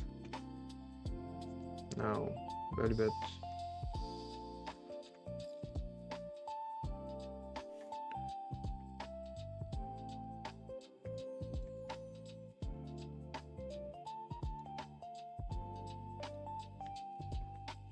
Okay, all of a sudden there's just too many tables at the same time.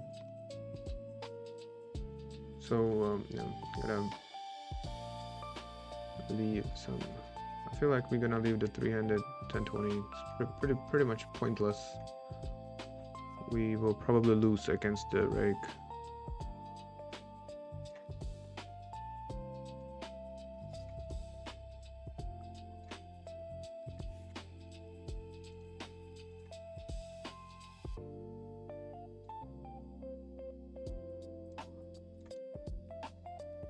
Okay, we are all in right here. We call. I thought we have a straight flush here.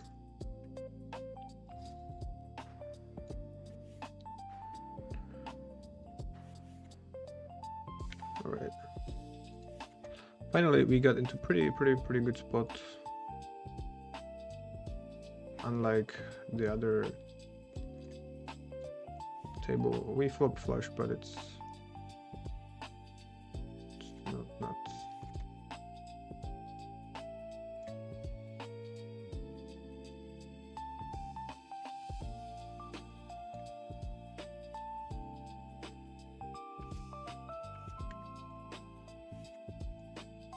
All right. Fuck. Whatever.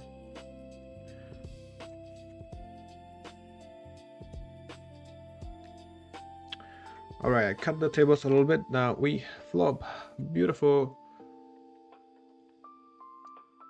quads. We hope that our opponent has pocket tens or fours and will improve to better quads. Okay, let's hope he has pocket tens. That would be fun. Let's just ship it.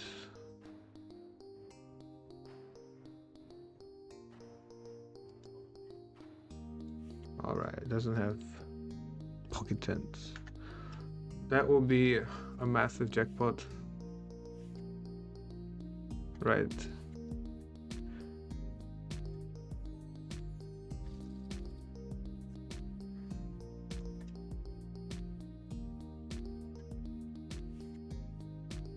All right.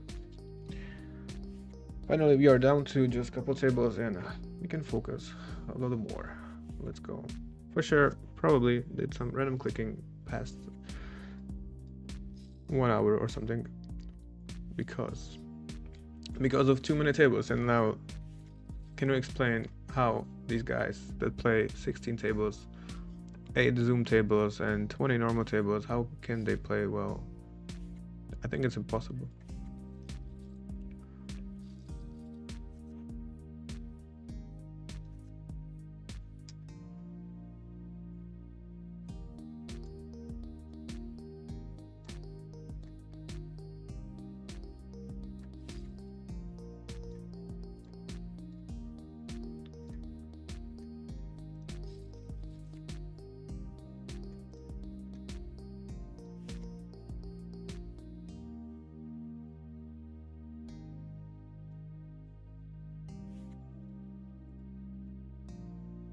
Alright, this just fold.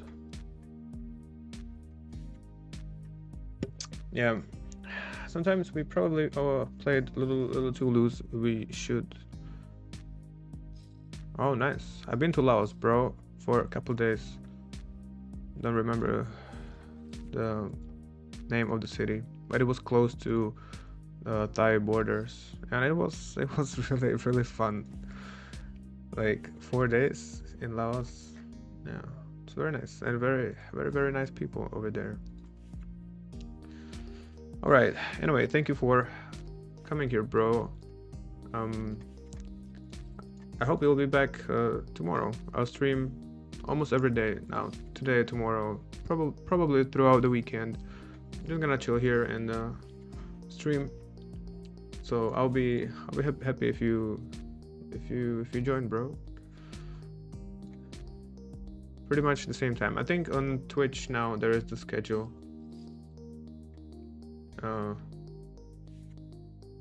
For next 3 days. I might stream a little longer if we do well. I mean, yeah, let's hope we have a lot of action. If there is a lot of action, we can just stay longer. But once the action like dies and there's just a couple tables, it's kind of, you know, boring. Now here, this might be a little dicey, but it's double suited. Can't be too wrong.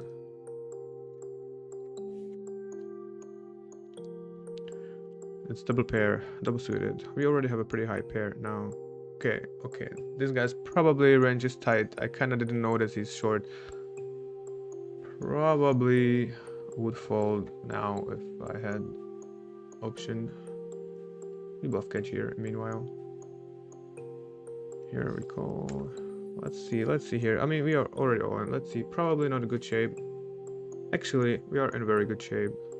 Like, given the fact, you know, we have overpair, only pair from everybody. Now we need help of a heart. Yes, baby. Come on. Now we start running. We start running good. I think because it's 3 a.m. in Laos.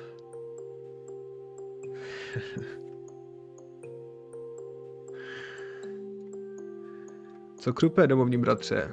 Vítej tady. Zatím se daří. Zatím to jde dobře a vypadá to, že jsme v půlce. Uvidíme, jak dlouho to ještě bude trvat. Uvidíme, jak to bude točit a snad to pojede takhle podobně dál. Každopádně vítej, vem si nějaký popcorn a chilluj tady. Koukej na karty. We have a 2 pair, top 2, almost top 2. It's pretty strong. We have action on way too many tables at the same time. We go all in right over here, 5-10. So there was a straddle, we open, we got 3 bet. Of course, we just get it in. There is no questions asked. Let's see. We are not in a very good shape, actually.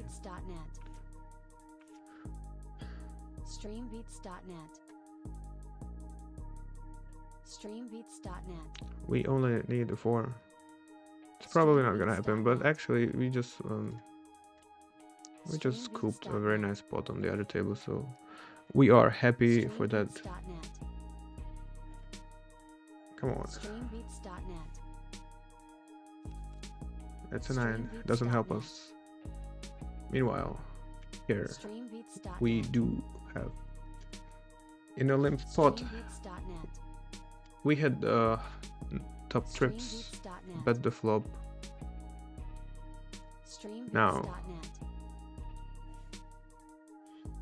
do we need to check raise as a bluff this kind of strong hand? I don't think so. I think we can just call. Streambeats.net. Streambeats.net. Streambeats.net. Maybe some random click lead on the river, just a pure exploit. Could be. Probably could have bet for some value.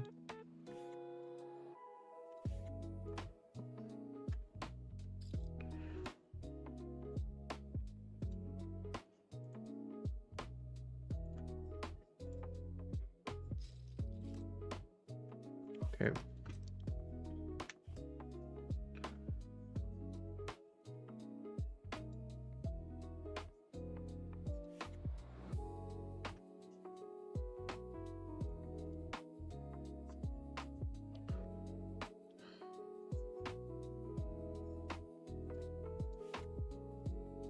I don't feel like we're gonna make a better hand fold if we bet, and worse hand, probably also we are not making a worse hand call, so I feel like just checking the turn now.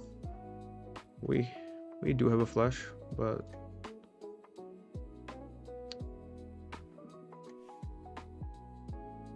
yeah, still don't want to bet. Do I want to call? I think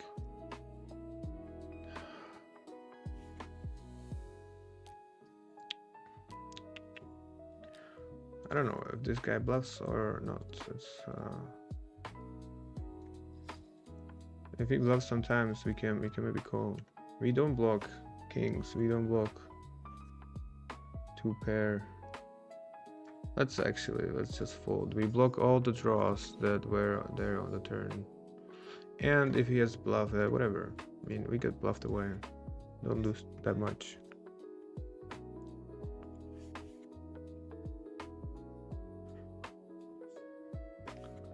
No, bro, I'm happy to engage with the chat. Doesn't take the focus at all.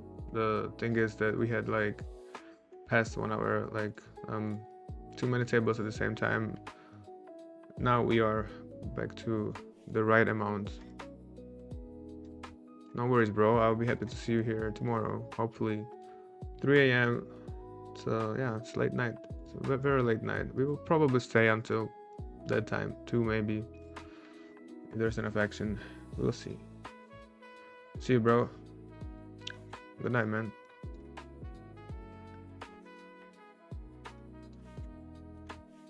Yeah.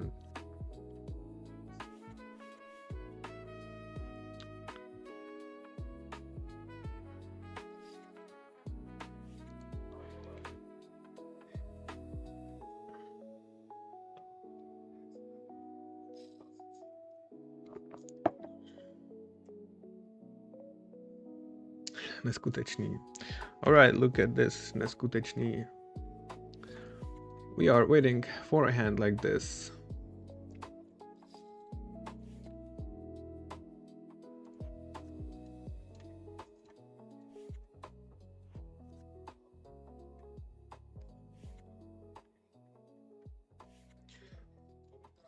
Alright. We probably still gonna have to ship it, even though... Yeah. Just SPR2. SPR3 we check. 2 we just ship. Especially against loose range. I mean, there can be anything. Alright.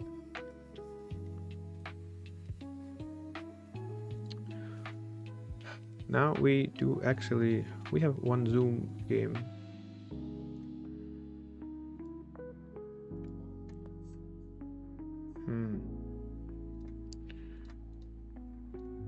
Got timed out, yeah. I mean, there are just too many tables to choose from. All right.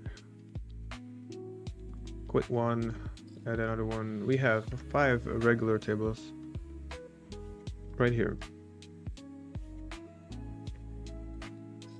We have some 5-10 short, 10-20 short, 5-10 short, and now 10-20 probably will rebuy a little bit, but start is just super short. Never mind. Here, no reason to bet. Now we can start fighting.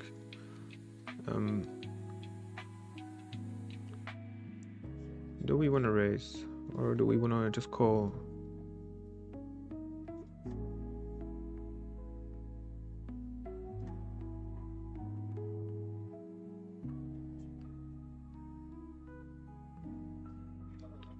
Probably just want to raise. I mean, yes, we can be against aces sometimes, and that's a setup. But, I mean, it's a good hand. It's a very strong hand. Worst draws will call 2 pair, ace-9 or something, you know. And we were not too deep to really, you know, care too much. And if we were too deep, we can raise, and if we get re-raised, then probably we can fold. Now, against the min raise, we have to see. This is why short stack is fucking annoying. I didn't even notice that there's a short stack actually. If I noticed there's a short stack, probably I could have folded. But at the same time, we would miss some nice trade. At the same time, in these spots, you can actually use the short stack to your advantage. Alright, we have actually two good hands at two tables at the same time. Here, let's just not make it complicated. Let's just bet. I mean, standard. We do want to slow play some.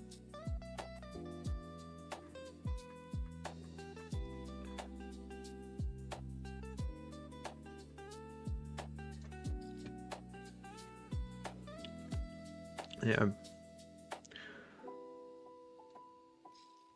But we want to slow play probably if we have a flush draw with the kings at the same time. Not bear top set. All right. Aces. Probably not getting any action.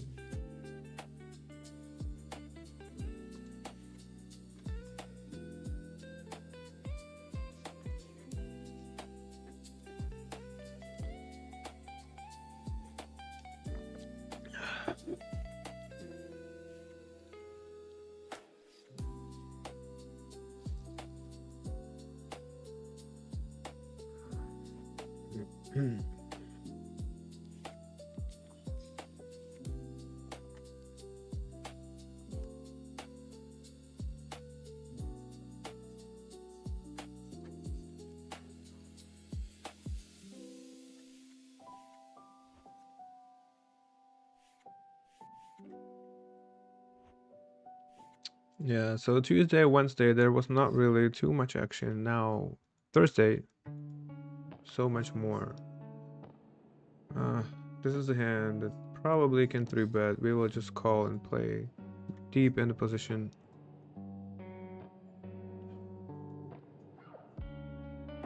We have a not gut shot, one pair, backdoor, flush draw, easy call. This is the thing where I feel we actually the whole time are very lucky. We are hitting all the gut shots. We might miss some brutal draws, but gut shots we hit. We hit a lot. I feel like every time we have a gut shot, we just every time it comes.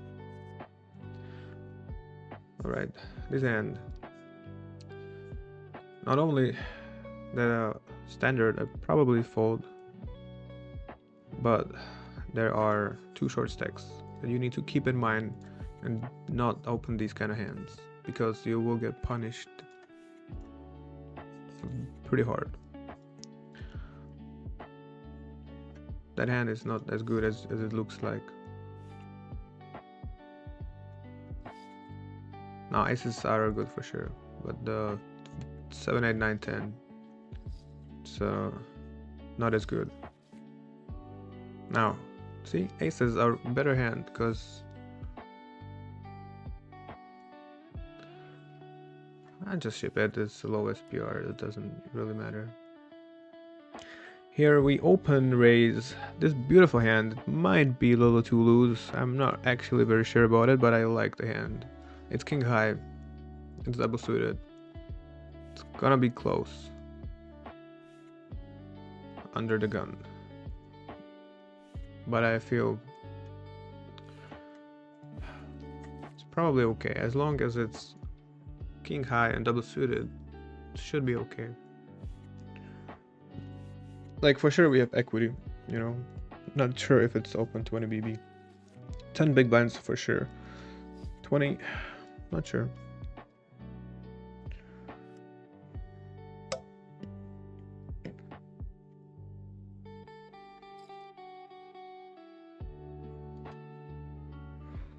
Yeah. Probably multi-way we are doing pretty well against a 3-bet and a 4-bet. The flop is alright.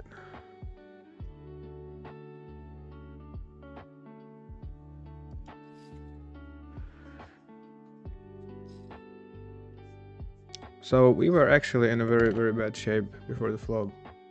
In a super bad shape. I can imagine it's a fold. I'm telling you, not sure. But the hand just looks too good.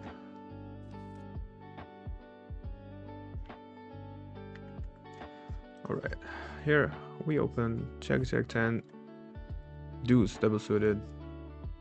I'm not sure, maybe it's too loose, but I feel like Jack 10 is pretty good. And I don't feel like folding a double suited hand.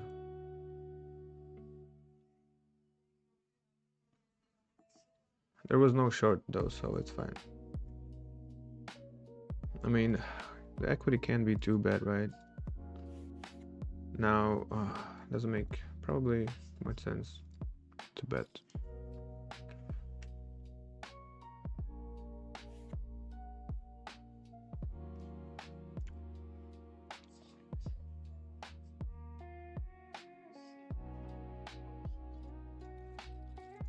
You know, we have the chance for the bad beat, right? We can hit the straight flush and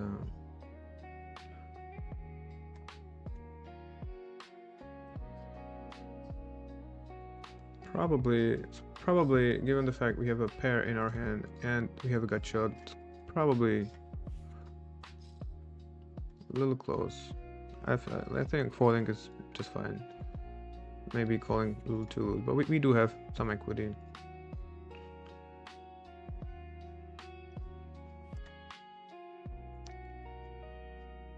Yeah.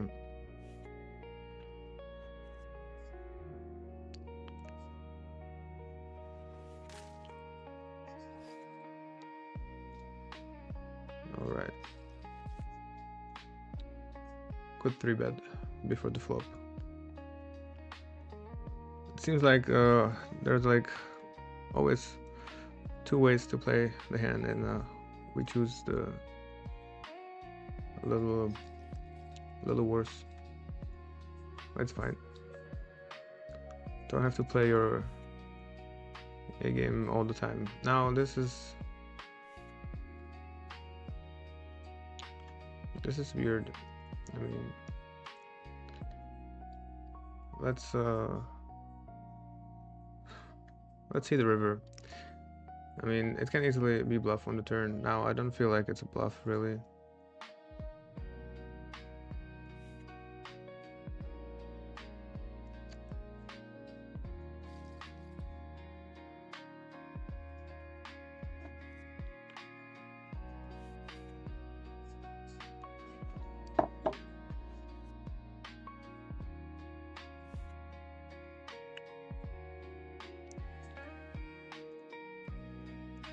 Alright, let's try to play this hand well.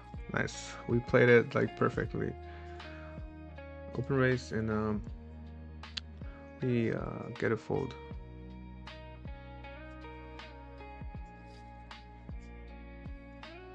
Alright, aces should be fairly easy to play, yeah.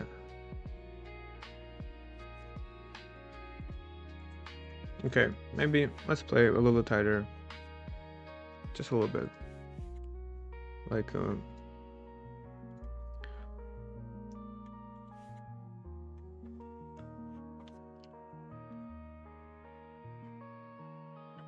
alright, this hand is pretty. All rags at the table, probably.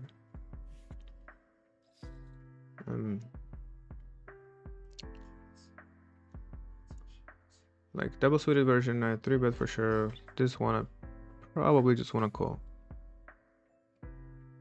Not wanna fold in position.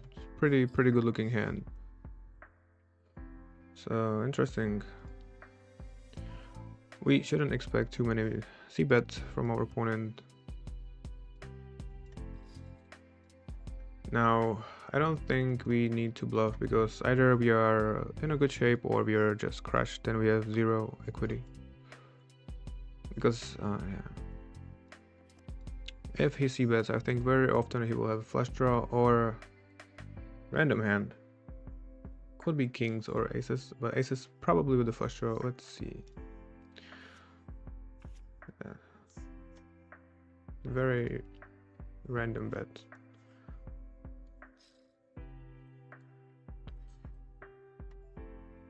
But we don't blame anyone because we also do random shit all the time, so that's why poker is fun, and we just click some buttons around, hopefully in the right order. Okay, we have actually action right over here. We flop the nuts.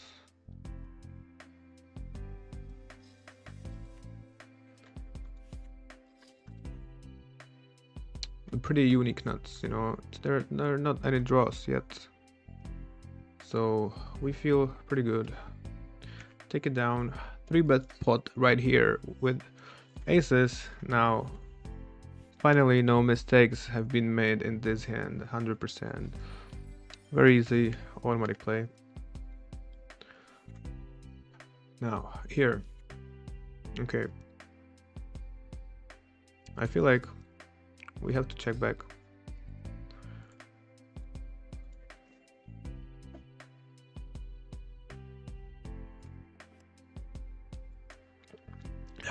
And we can start betting later streets or some fancy playing if we face the lead.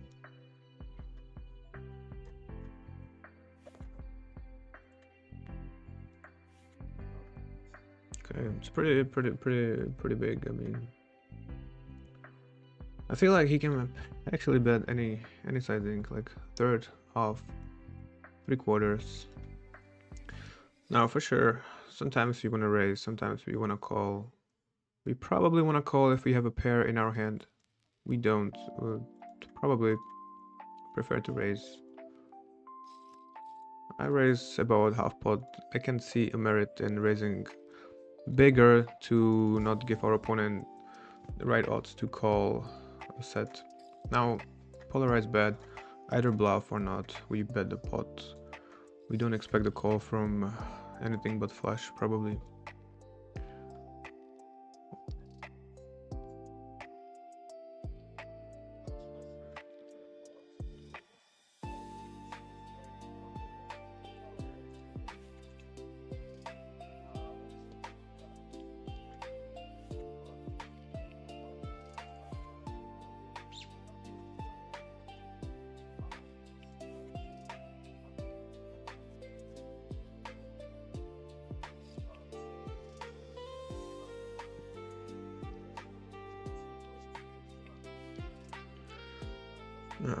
All right.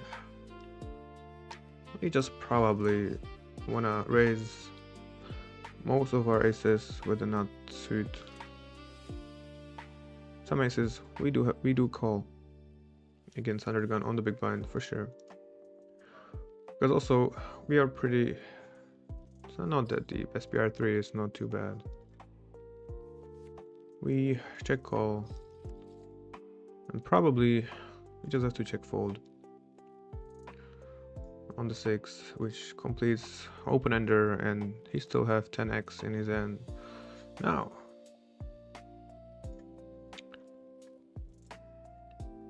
I feel like players very under bluff this pot. I mean, if we get a raise, we can be pretty sure our opponent has a 10 and we just fold. I think, right? Or do you guys see any bluffs in this spot ever? Could be a good spot to bluff after all, no? I mean, how many 10s do we perceive to have? Because like if we check call, not check raise, I mean we have a lot of 10s. But our opponent might think we don't have. And actually, because when you bluff there, you bluff with no blocker, right? You bluff maybe with ace, like a blocker to a not full house. But you can never block a 10 and bluff at the same time. So it's like a spot where if you want to bluff, you probably randomize how often you bluff. But actually the spot comes like once a year, so I think you don't have to really care about it at all. Most important thing are the spots that happen frequently.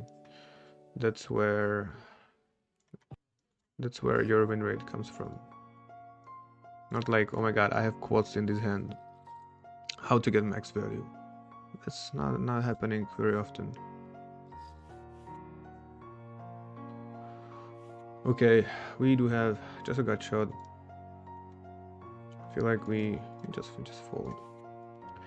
Better focus at this table right over here, where we have a pretty double-suited aces. Hard to make a mistake. Now let's just, I mean, if we have a nut flush draw, we will slow play like this. There's no reason to, actually. All right.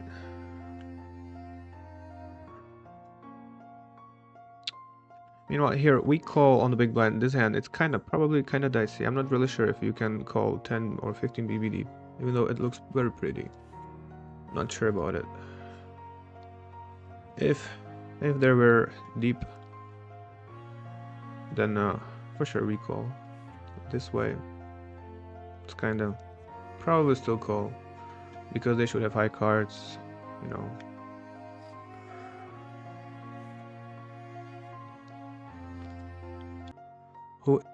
Who isn't here from the beginning? It's a good deal. Anyway, they didn't know that our extra rule is that we only start with 2k, and we had to play some PLO 100 and start from there and load it up. But we got pretty lucky, and now we do have some bankroll to play, like mistakes. But yeah, the point was to start from only 2k and run it up. First, we ran it up to like 5k bankroll and then lost it all. Almost all. I mean, we fell to 700. But since then, we just, you know, played